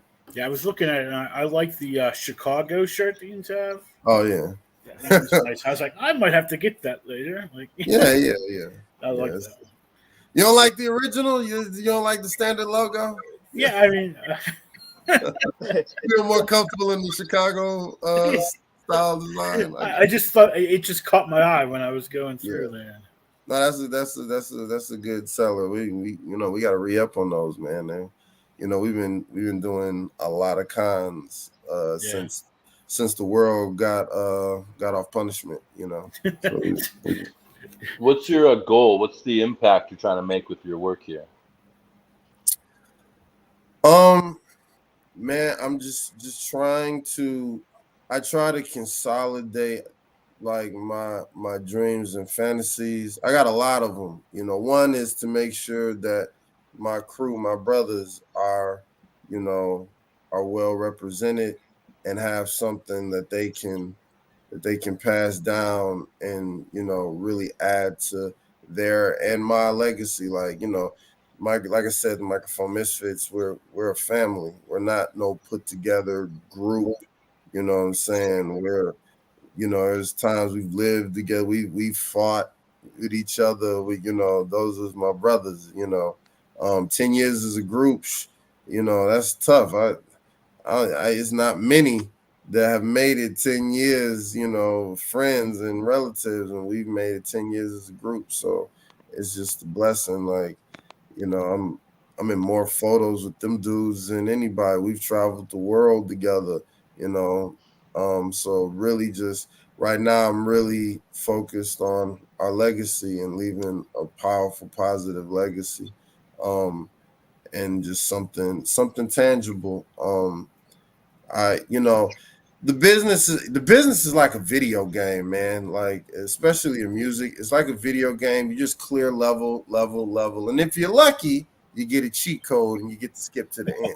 You know, and that's how entertainment, like working in entertainment, is to me. Like, I see that as that life metaphor. You know what I'm saying? Yeah. I think you know, me and Phil and Specs, we work in comic books, so same thing. Like, you know, we kind of keep having to level up. Like, you'll get so far, then you're just like, all right, what's the next thing? What's going to put me to this next level? And what do I going to do to get up here? And so, I mean, that's trying to get some action figures too, man. Trying to get that's you gotta that'd get be a 3D printer, man. That helps. 3D. See, it cuts down the cost a lot. You can do them yourself. I got prototypes. I got some D-Nick prototypes and Ray-alike prototypes. I got prototypes of every Microphone Misfit. Is a shout out to Yori Huff. She's amazing. She's a comic book writer. She has the book Agent Huff. And she has these really dope statues. And I was like, dang, you got figures. She was like, if you ever get an opportunity to get a custom figure made, get it, do it, get it done, you know, and then you'll figure out the rest later. And so I had that opportunity. So I got some customs made, and it's just like, all right, I need to figure like who can mass produce these babies, you know. I can sell some action figures. Like, they told me a cheat code, man. You go to the art schools because kids need training on our 3D printers. So, you know, you cut them a little something, they can make it more because they need training on it. So, hey, man, you know, I have a relationship with Columbia College Chicago, which is an art school. So I'm gonna be digging in the halls, you know, as a staff member of Columbia. Like, I'm like, hey, you know, it's time y'all pay up, jokers. Where's the 3D printer at? Nice. Was there any other questions? I'm like pretty much out of it. I'm sure one of you guys. So you say you had a 5 pillars of hip hop. You incorporate as your group. So do you incorporate it in the book too? And how is it incorporated in the book if you do? Well, you know, okay. So in the book, we play ourselves. You know, obviously exaggerated versions, but you know, Microphone Misfits play ourselves, and you know, so we're a hip hop. You know, we're a hip hop group as we are in real life. In the book, it just, like I said, it takes all of the conspiracy theories that we hear as musicians and puts them in a literal context. So, you know, this guy right here, you know, is the all-seeing eye, because you always hear about Big Brother watching. You know, we're fighting, you know, they're trying to mass produce cybernetic robots called auto-tune. It's played played really straight, really, but it's a satire, so you kind of get the joke of, the whole. I don't want to give too much away, but it gives the joke. It's like, oh, why they're the Agents of Fortune, the hip hop group, and that's a play on audience members, because people put artists on pedestals and they expect us to be their saviors and all of that, and it's just like, oh man, like, we got to save the world, and we got to save the city and save the children and all of that. And so all of the entire book is absurd, but it's played very serious, very straight. But with a few nods and winks. And so there's hip hop in the group. I mean, when we go to outer space, the people and the ship is piloted by Nucleus, the legendary hip hop group Nucleus, and because Cosmo D from Nucleus, shout out to Cosmo D and the group Nucleus, they did, Cosmo did a beat, he did some music with us, he got a production credit on the album, and that's Captain Cosmo D from outer space, came to rock the world for the human race, like that's his throwback, legendary artist. So, honor to work with him. And Megaran, he's he's the first hip hop artist to get a Capcom sponsorship. You know what I'm saying? Like we just talked about Turtles in Time. I mean, excuse me, Shredder's Revenge video game. So, just putting that together. And then also, we're a big group, and it's just good for people to read us, like when you're in a group, a lot, even like I'm out front the most, it's usually me and Ray alike that are the ones that's out front the most. But when people see us, it's hard to pinpoint our individual names. So, I get stopped all the time, and it's like, Microphone Misfits. And it's like, yeah, but they just know they just know the group, so they just plural, like Microphone Misfits, and and it's a play on a lot of the stuff, the inspiration for that, like in a lot of the humor and the gags, like come in from that, I like, we were just at Anime Midwest, and we do our shows, and then we just spread out and we pieced out after we did our panels and our show. We spread out and pieced out, and we're running around the convention just checking it out. And when someone would run into one of us, they always wanted all of us together. When you're a group, they want you to walk in triangular form always together, like the Fat Albert gang.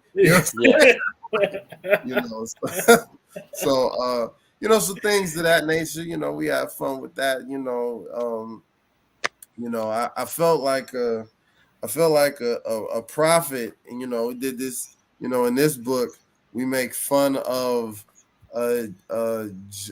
Johnson and Johnson. We call them Jackson and Jackson, and it's like, and this is back in 2012, and then you fast forward and it's like, oh man, they were the ones with the bogus vaccine that was like tearing people up and giving people blood clots and seizures. I was like, I had a Simpsons did it moment in my book. So that was, so we it's fun, man, and it's hard work, and it's cool, man. I really appreciate it. Yeah. Well, congratulations. I was going to say, it sounds like a really cool multimedia experience. Like the books probably tie into the music a little bit, but at the very least you can identify the people in the group because of the books.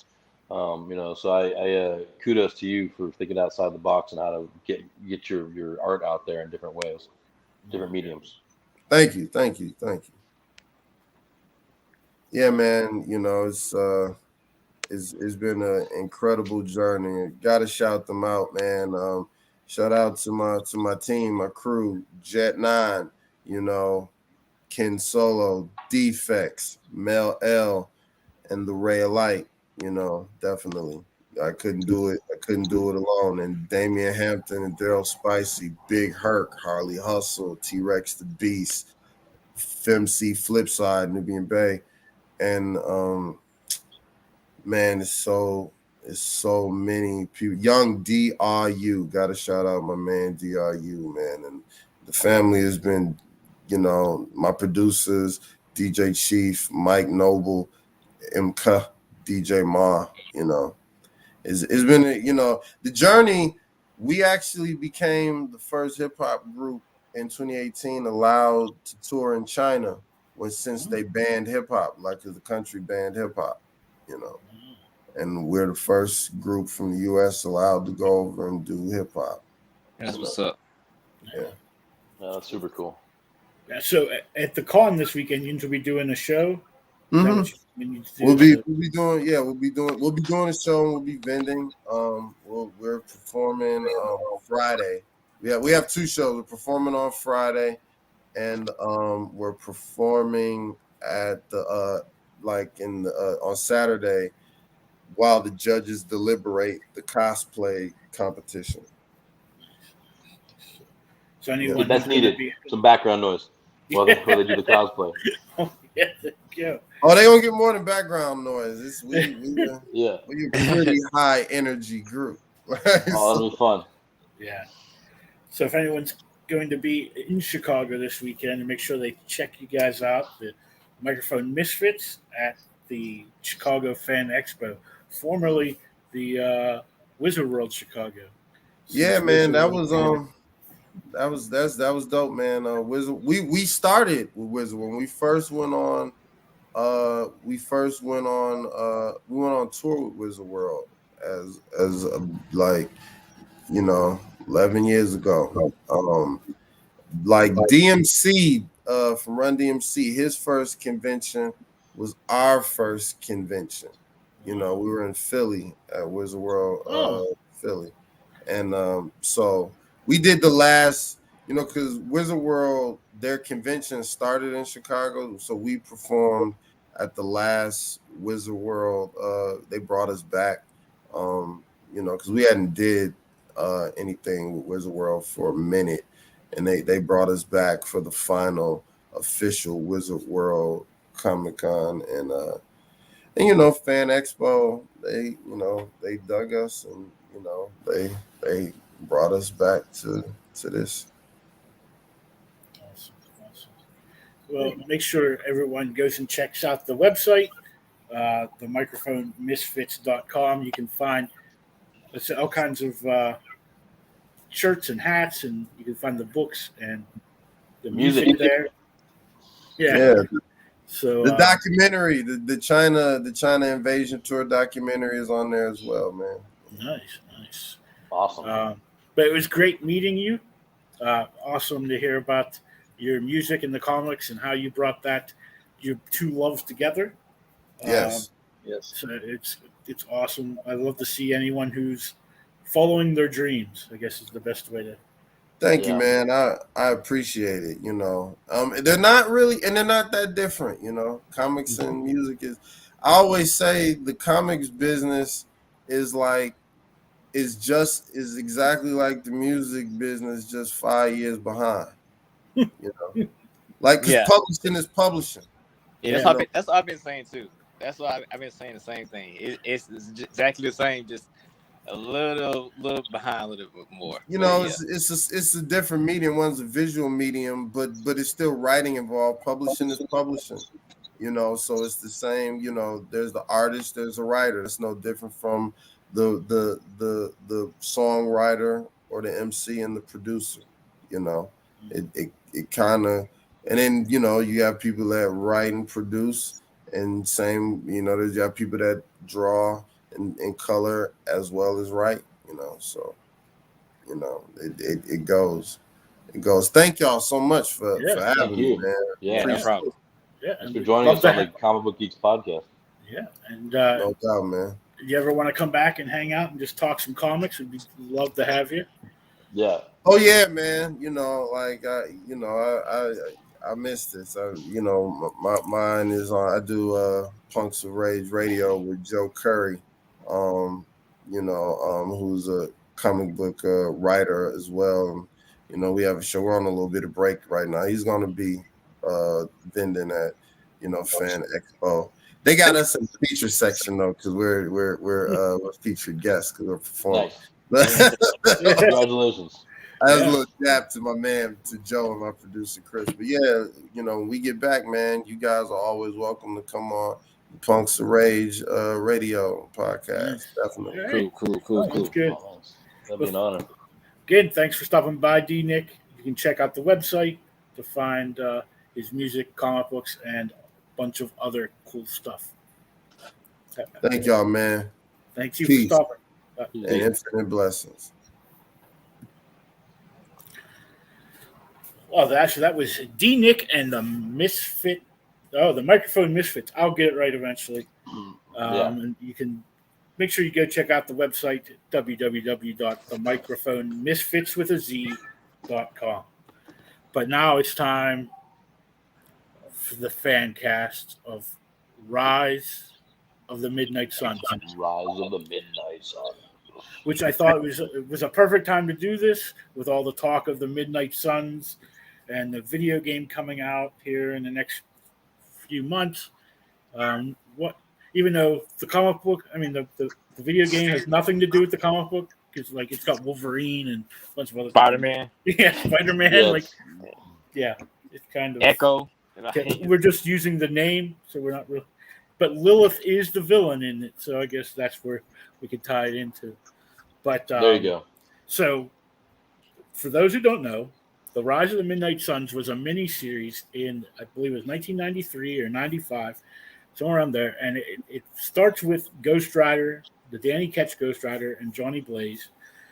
And there's Lilith, who is this demon queen. I don't know how, a lot of those people in the Marvel comics, they all there's a lot of demons for some reason. They all, I think, hell has too many leaders, is what it seems like to me. But so she comes back to Earth, and she's trying to take over. Of course, that's how they always.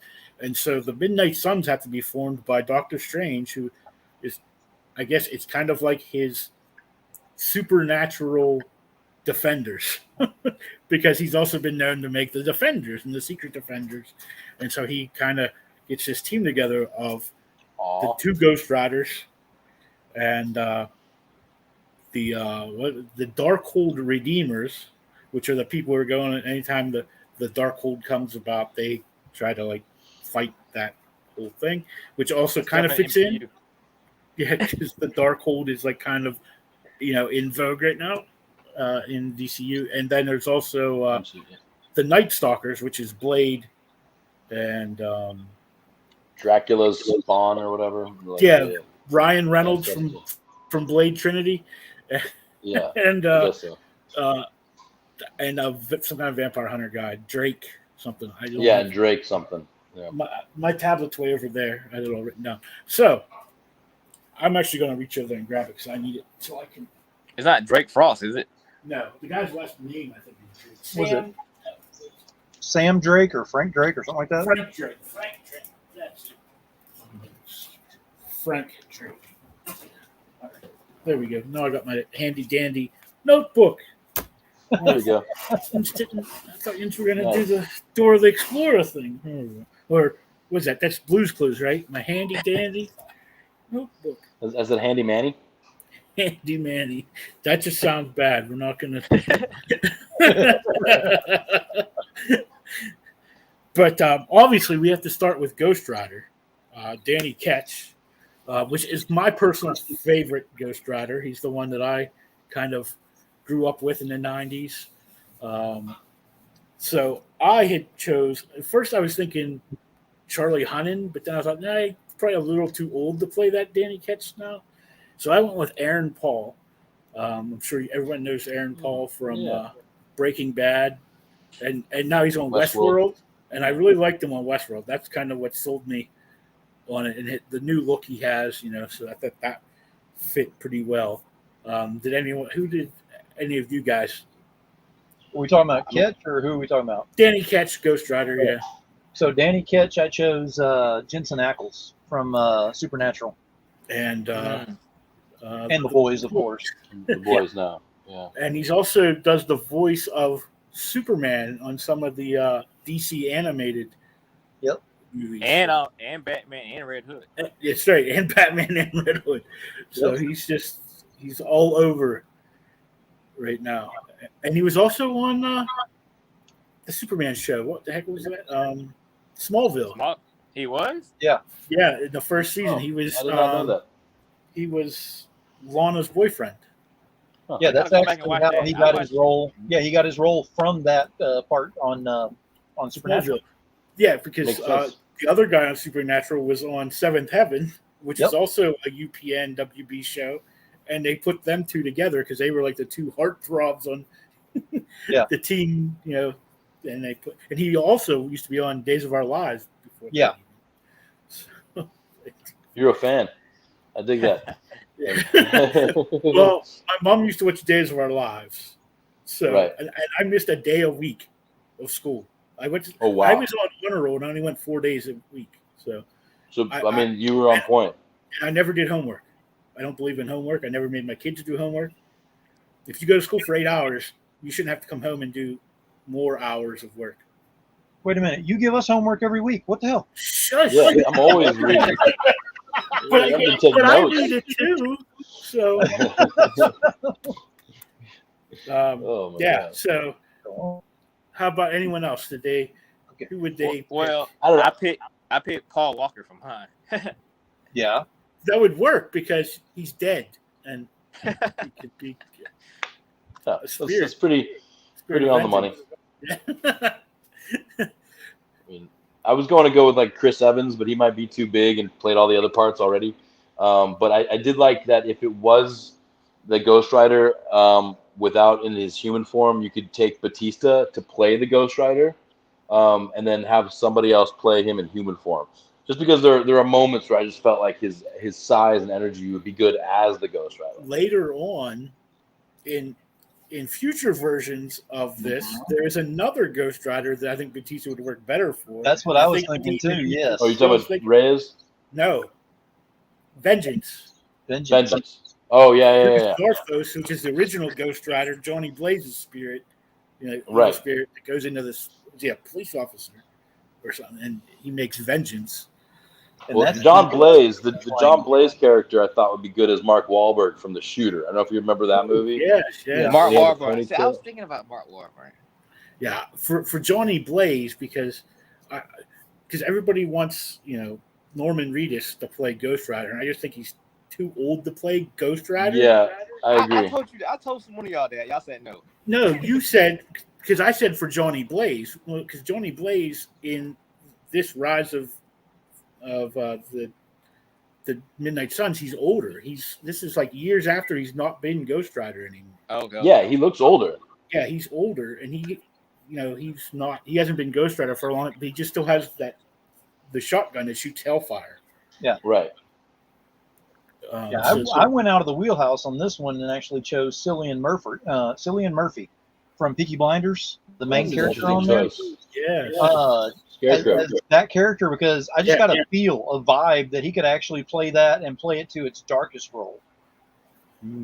Wait a minute. I like you're supposed to have pictures going up right now. We were supposed to, but I didn't get to know.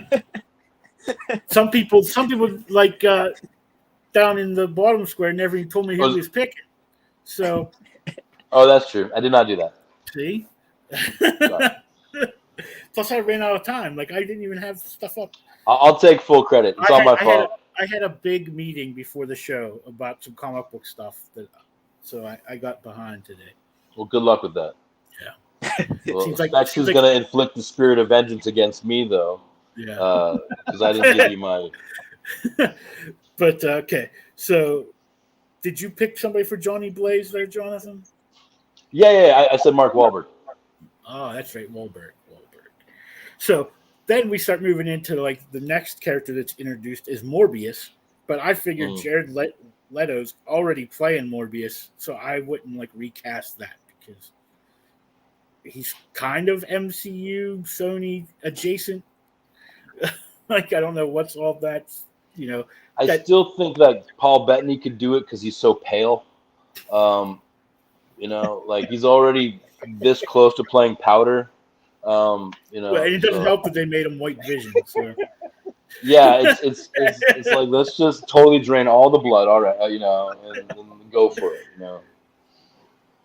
Hey, for that matter, you could have Matthew McConaughey. I mean, he's already done one where he looked like that too. So there you go. Matthew McConaughey is a great choice. I cannot watch any Matthew McConaughey movies without saying, oh, all right. All right. That's all right. That and then Luke Wilson or no Owen Wilson. I have the same thing. Yeah. Dazed and Confused. Yeah. Yes. You know what I like about 16-year-old girls? Yeah. I get creepier and they stay the same age. That's what happens. Exactly. Yeah.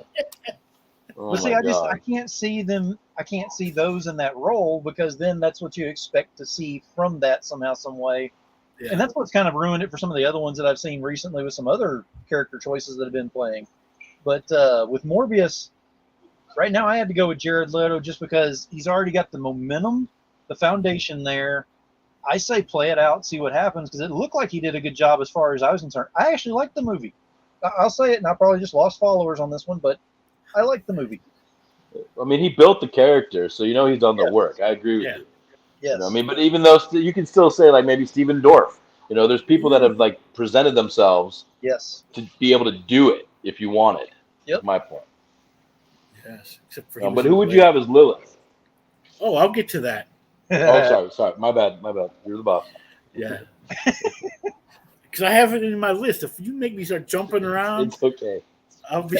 All right, Specs. Who are you gonna cast for Morbius?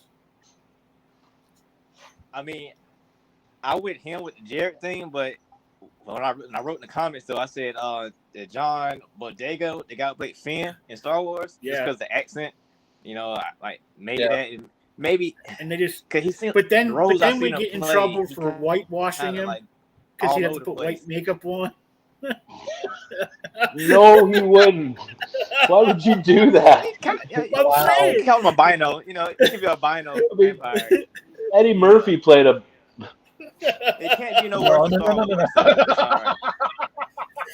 Hey, if Robert Downey Jr. could play a black guy.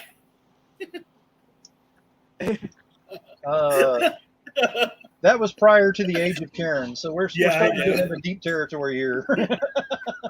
All right. Well, then obviously, I think we all agreed that we're not going to recast Dr. Strange, right? No, it's hard to look at that differently. Yeah, he's like Robert Downey Jr. is Tony Stark. I mean, it's perfect a role.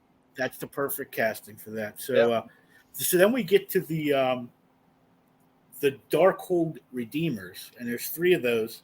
There's Victoria Montesi, Professor Louise Hastings, and Sam Buchanan. I like my cast. The original way, where you have a guy playing a girl. Yeah, Elliot Page. I was make something picture.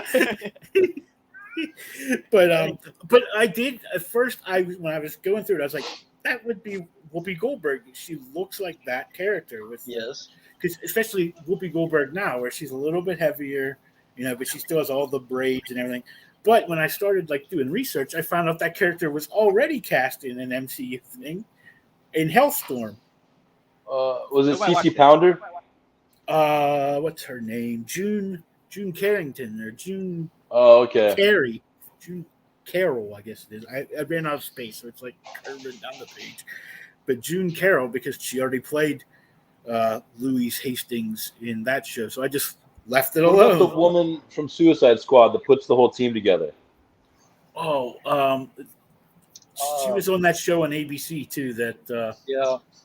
Yeah, I liked her. That would have been who I was going to choose. That was one of the people I've seen, when I was researching it, that people, because there was some fan cast of this way back when. I'm sure. Whoa.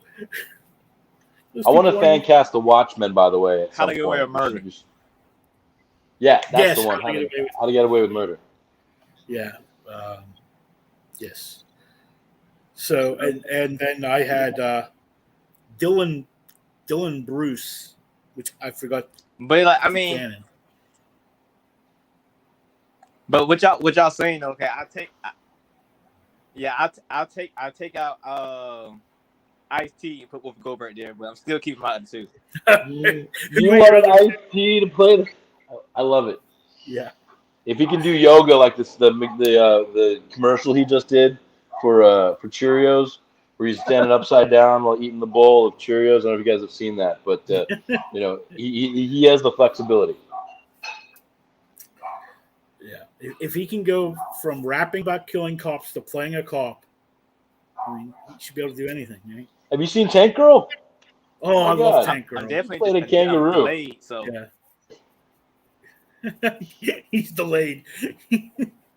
So we're gonna start asking him weird questions. I'm like 3 minutes We're gonna behind start y'all. asking weird questions, and then he'll answer like the original question. Right. Who else? Anyone else have those parts cast? What was the other character's name? Miss Montessori or Vanessa? Yeah, I had Phoebe Tonkin. from Oh, I didn't write it down. I posted it, but I don't. the girl that played Daisy on Agents of S.H.I.E.L.D. was who I was thinking. Oh yeah, to play her. Ooh. I didn't even think. I didn't even think about her. She's in the Powerpuff Girl show. Oy. The live action Powerpuff Girl thing that they were doing. Well, she can only go up from there. Yeah, I gotta bring up the page because I can't remember what she's in. Like I can see it, but now I just can't think. And now did I lose you guys again? It's got really quiet. I'm here. We're here. I should have just went on my phone. I'm here, but I'm anyway, time lag.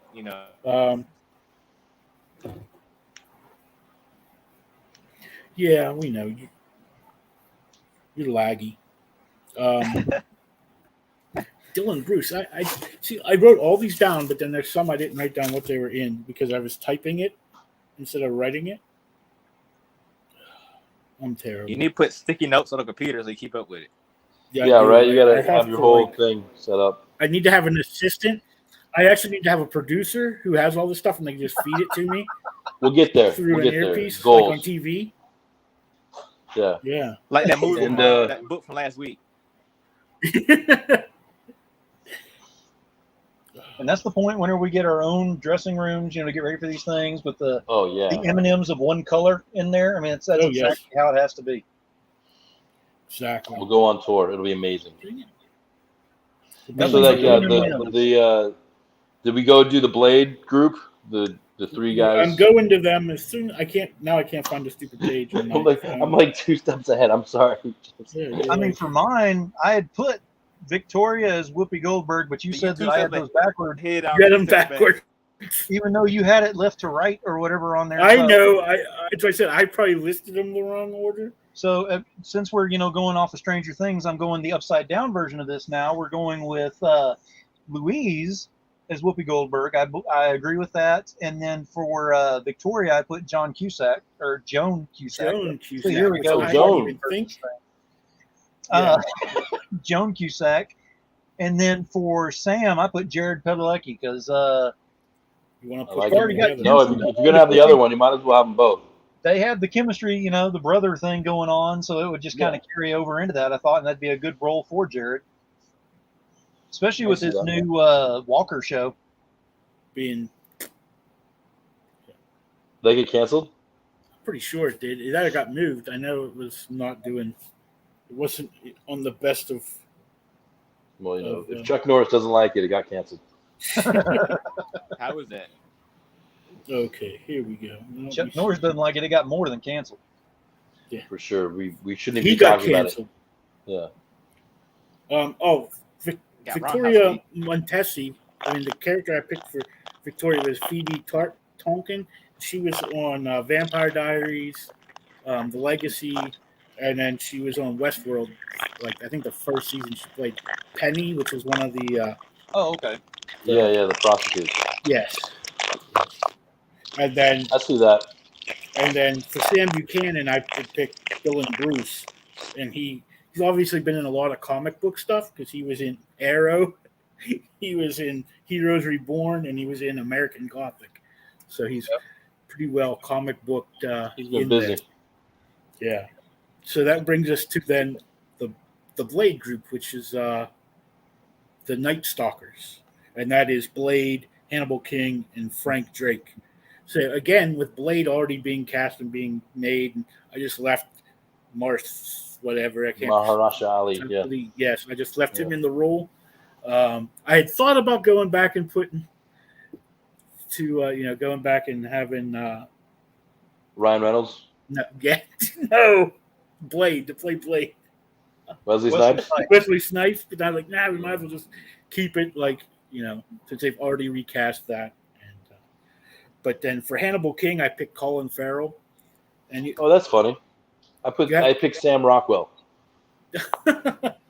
So I figured you got to forget the Hannibal King from from Blade, Ryan Reynolds. Yeah. Because it wasn't that character at all. He was proto Deadpool. Right. It was very similar. Yeah, to the Deadpool character that he played in the Wolverine movie. It was the same. Didn't even dress the same, except for he shaved off the goatee to be Deadpool. I don't. Yeah, he then played that same part in Smoking Aces, and then he played that same part, in what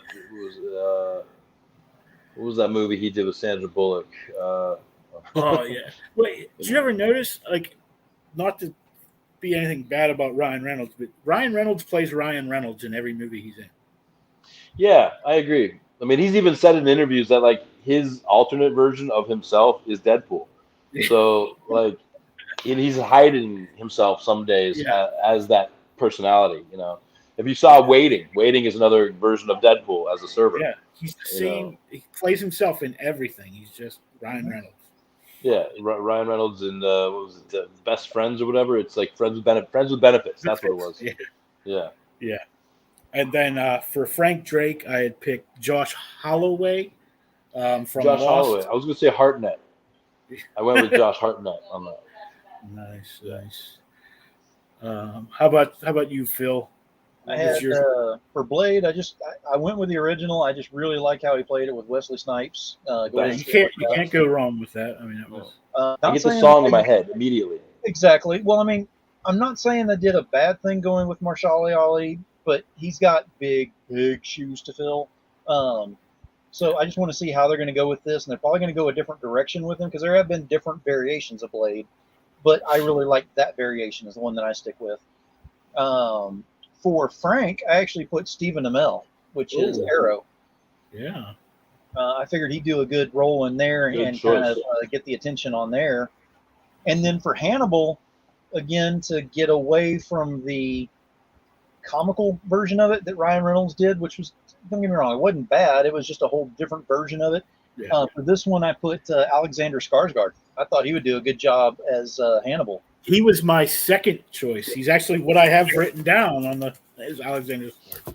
As a comedic twist, but I do think he could pull it off. Wayne Brady as Blade is an interesting choice. But I know he can do it. You know what I mean? Yeah. If you really challenged, I believe he could. Yeah. I always like when you see comedians actually take on a serious kind of role because it's something you don't get to see them do, and so it's always well, horror and comedy are on the very similar plane. If you've ever talked to people that create horror, they'll tell you sometimes there's a really subtle difference between crying and laughing. Yeah. Well, I mean, look at Vampire in Brooklyn, Eddie Murphy. Yes. I mean, that right there is a perfect example because that was straight up horror. I mean, there was some gore and everything in there as well, but it was also comedic, which made it very lighthearted to the point where it was I'm laughing. I feel guilty about laughing, but I can't stop from laughing. It was just one of those kind of movies. Yeah. Cooking is the way to a girl's heart. Actually, it's to the rib cage, but. So that brings us to the villains. Out of so many that were in that series, I just picked the two main ones, which was Lilith, who is, like I said, the queen of whatever. And for me, I picked, I'm going to butcher her name. Is it Cersei von Holten? From, Yep. From that. Game of Thrones. She was like the Red Witch or Red Queen or whatever. Oh, right. Yeah, that's a good choice. Yep. Yeah, and it's kind She's of like scary. that same character. Yeah, no, that makes sense. Yeah, and she's tall. I wanted someone tall and thin. So, I was gonna go with Eva Green. I think her name is. yes, that's another good one. From Miss Peregrine's. That woman. She was really great in Penny Dreadful. Yeah. And that's what I envisioned when I saw Lilith or Charlize Theron. Like either of those could crush it. Charlize has already got a Doctor Strange. She's already got a role, so she's And what character does she play again in Doctor Strange? Claire. Starts with a C. Claire or Clea? I can't. Clea. Doctor Strange's wife. It's Clea. That's right. Clara, something like that. Yeah, so Clea, CLEA, I think. I've got. I went ahead and put down Trisha Helfer as from Battlestar Galactica. Oh wow, that's a great choice. I thought she'd be a power role in that one because she's one of those that can look you dead in the eyes and you feel like she's a good person, and then she's lying to you the whole time. You won't know it. She'll tell you she lies to you. You still don't believe it. She has to do something to you to make you believe it. She has that power to her to really carry the villain role. So I thought that'd be a good one for there. I didn't even think of her. Like, you haven't seen her in anything for so long. It kind of like. Oh yeah. Oh, so that brings us. Yeah. Wait, go ahead. I was gonna propose Doug Jones as Meat Market. Yeah. See, I didn't put Meat Market in it, but yeah, I could see Doug Jones. Yeah, because it's different for him. Yeah. But he can pull it off, you know. Yeah. Well, Doug Jones, he like plays everything. So. Yeah. I mean, but in that kind of makeup, I think. It'd be he's fun just for a him. master of makeup. Like you've seen Doug Jones in so many things, and you've never known it was Doug Jones. Never even know. Yep. Yeah.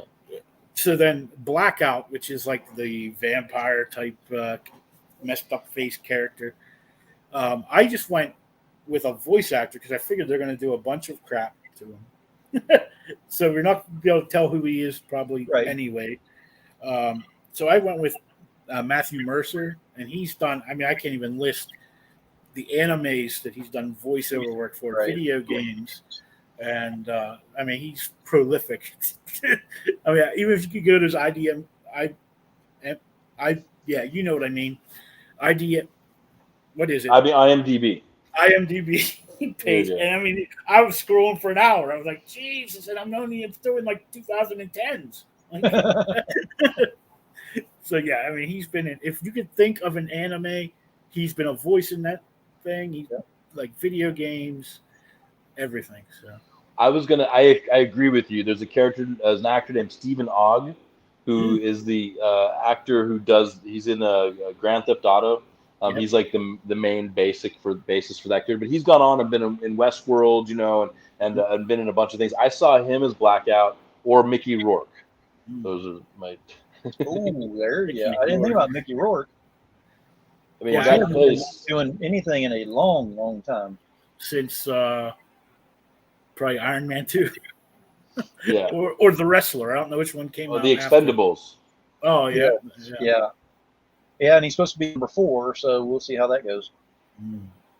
But I kind of have a toss-up. I put one on the board that's already on there that I was going to talk about, but I thought of another one. But Sterling K. Brown from Supernatural was the first one that I thought about. He's the guy, if you've watched Supernatural, he's the hunter that went after Sam and Dean. So good. He just had that persona of, you know, I'm going to catch you. I'm going to hold your brother. I'm going to torture the hell out of him. You're going to come after him, and I'm going to kill him right in front of you. You're going to watch. And he's telling, you know, the brother this the whole time, and he's so dark about it. I think it would fit a very good role in being that for him. But the other one that I thought of, and work with me on this one because he hasn't been in things in a long time, but he still has his own business, Tom Savini. Oh. From Dusk Till Dawn, from all that, where he does all of the makeup, the monsters. Yeah. He even has acted in some of those things as some of the monsters, his own monsters. He does all of this. That, to me, speaks that could actually be him with no problem. Yeah. Have you seen the new Dexter, the recent Dexter? That Sterling Brown role is what I see now as Blackout. That's a good choice. Yeah, I didn't even think of that. That's good. And then like I had another character on here, but I didn't put him on, and that's Caretaker. For some reason, when I read that when I was younger, I always thought that was Stick. Right, it Like, seems familiar, similar. Their characters are kind of. So I was thinking the same guy who played Stick in the Daredevil show, and then when I was rereading, I was like, wait, no, that's Caretaker, not Stick. But I think he'd still work. I honestly like Sam Elliott. His role as Caretaker in Ghost Rider actually worked very well. But he was also, of course, what's his name? The original Ghost Rider. They never told the story about. Yeah. Oh, right. The old West Ghost Rider. Yeah. Exactly. So, but I like Sam Elliott in that role because he just had that attitude that went along with it. That was probably the other person I was thinking of. So I saw Caretaker as a smaller character. I thought he might be like a Danny DeVito. Sorry. That's all right. That's all right. Or a Hobbit, Sean Astin. You can pick one. Tom Cruise. We can just, any little people. We could have a whole platoon full of midgets. They're all, then you never see the grass moving. Oh my! So I had put it out to ask you guys what movie you thought what we should cast next week, and I decided to not choose any of those, and I'm going to go with something else. We're going to go back to the 90s again. We're going to go back to one of the original Image titles, and we're going to go with Wildcats. Oh, it's Grifter time. Right. I got a review. Yeah. So I will put the first. Yeah, and I was thinking maybe in the coming weeks, not all in one after each other, since this is the 30th anniversary of Image, we'll go ahead and fan cast some of the other original. So we got Youngblood, Cyberforce, a lot of those. That'll be fun. Shadowhawk, because the final issue of Shadowhawk's finally coming out in the next few weeks. Final issue? That thing? Finally? Yeah, it's the last issue of Shadowhawk for the 30th anniversary. So all these issue number ones might be worth something now. Yeah, with Jim Valentino coming back. I mean, he's always still worked at Image, but coming back and finishing up his book, which that book, if you don't know, when that came out in the 90s, that was a very controversial book to have first of all, a black main character superhero and have him have AIDS and him being a superhero was just like unheard of. Right. And I loved that book. And it was so violent. It was just great. So I love the enthusiasm. Yeah. We didn't get to that book, Nobody, that we on the list today. Well, but I would like to say it was last week, but you weren't here. Right. I just wanted to say thank God that person has an outlet, and who wrote that, but made it into that versus what else is going on. Like some people are like, don't register a weapon to this person. All right, just let them write a comic book, and get it out. Yeah. He was our guest last week. So Braden Cox, and he has he has another book that's going to be on Kickstarter next month, and him and I'll pay for that. I'll pay for the whole thing. I don't want that guy ever to get in any situation where his temper is flared. All right, I don't. But he's doing a horror book. What the heck was it called? He just has been promoting the crap out of it today. I just got my my email about that, so I got on the list. And so him and Chuck Pino next month will be on the show. They're actually going to do the Wednesday show and a Friday show during the thing. So nice. So he'll be back on, and we can talk. Wait, you're going to have Chuck on here? No, we can't. Can't do that. Yeah. I'm sick. I'm hurting. I'm late. I don't know. I got to come up with some excuse there. I'm fixing my hair. That's it. I'm washing my hair. We'll need extra protective helmets. All right. So next week we will be touching on Wildcats. Can't wait to hear everyone's ideas for Grifter and the Wolverine knockoff of Warblade. Yep. So and there's where you can bring in Danny DeVito because there is a little person. Yeah. I just love little people, man. But I already know who I'm going to cast as the little person. It's probably the most famous little person in Hollywood that isn't Mini-Me. So, That isn't Peter Dinklage? I didn't say it wasn't Peter Dinklage. I said it wasn't Mini-Me. Well, Mini-Me is dead now. He would be Ghost Rider. That's who I have a very funny story because I've met Vern Troyer several times. Oh, okay. At conventions and stuff. Just over small talk? Oh, I'm sorry, I had to. So good. Okay. That was good. You know, Cheers to he you. would ride that little scooter around everywhere, right? Because he was so little, he couldn't just like walk around. People would step on him. So he had like one of those little like hover around scooter things or whatever, a little red one. And I remember at this con, I'd talk to him, and I'm in the bathroom. He comes because I'm in the 501st, so we had like we didn't use the public restrooms, we used the celebrity bathrooms. And so I'm in there. He comes riding up to the stall next to me at the urinal, and he just stands on the scooter. Like, and he's just talking to me. I'm like, dude, you know. But my daughter, she was little. I mean, she just turned 16, so she's probably 4 or 5 years old. I don't even. But I took first con I took her to. She's over there. She's like, he looks like a little baby. Oh my and God! he's like right there. Like, they have rights now, lady. They've earned not to be called a little baby. Oh my God! I tell But if you pay them enough, you can call them an imp, an Oompa Loompa, a dwarf, a hobbit, an elf, an Ewok. You can toss them. It's just a matter of price. It really is. Don't laugh. I know the truth. We all do. We've seen them in every Star Wars movie. Yeah. I'm really hoping Cannonball and from Alpha Force really sets the stage for a whole new representation of little person, you know? Yeah. Like, that is Peter Dinklage right there, Cannonball. Right Cannonball. there. Yes. You should cast Alpha Force. Let's do that. Well, I do have a plan to do well, you said Force, so it made me think of Gatchaman. If you're familiar with the anime, the Japanese version of G-Force or Battle of the Planets, whatever you want to call it here in America, but it's Gatchaman to me.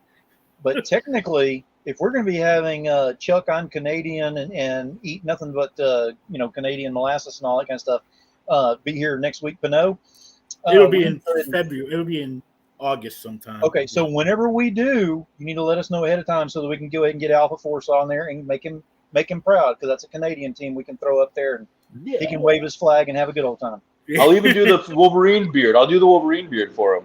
You know, just shave right here and bust this out. I'm trying to get the lumberjack mustache, and so I can be Yukon Cornelius. Oh, okay. I was going to say Dugan. I thought you'd be Dum Dum Dugan. Well, I actually was Dum Dum Dugan before, so. I mean, technically, if I take my shirt off, I can be Sasquatch. I'm just throwing it out there. And there's a good place to end the show. Yeah, that's good, guys. I'll see you later. Keep your shirt on for this moment. Just make sure you come back next week. And look, geez, he was gone. He couldn't wait to get out. He was afraid you were taking your shirt off. He didn't even wait to tell everybody. But anyways. All right. I think I might need to edit this week's show. Anywho. So next week we'll be back, and my list is over there. We do have a guest next week. If I can scoot over. Well, I shouldn't take my leg off. Let's see. Next week. Oh, we have Daryl Damper. I don't know who that is, but he has a book called High Top. I don't know. We'll see. I have so many people, because I run 2 shows if people don't know. Right. So I get, this Friday night, I have 3 people on the Friday show. I am going to lose my mind. So, because Rich Perota wanted to be on. And he likes to come on Fridays because he's in the UK, and at least he doesn't have to be up in the morning. You'll have to make sure on Friday when you get that many people that you accidentally get pulled off the show, so Katrina has to run it. Yeah. Well, she has to leave early. She already told me she has to leave at 9:45. So we're going to fly through those because I ain't going to try to run 3 people. I had enough trouble with 1. But anyways, next week, be back. Same bat time, same bat channel. Make sure everyone has a good week. Go out there and read some comics. I know there's some great stuff to come out today.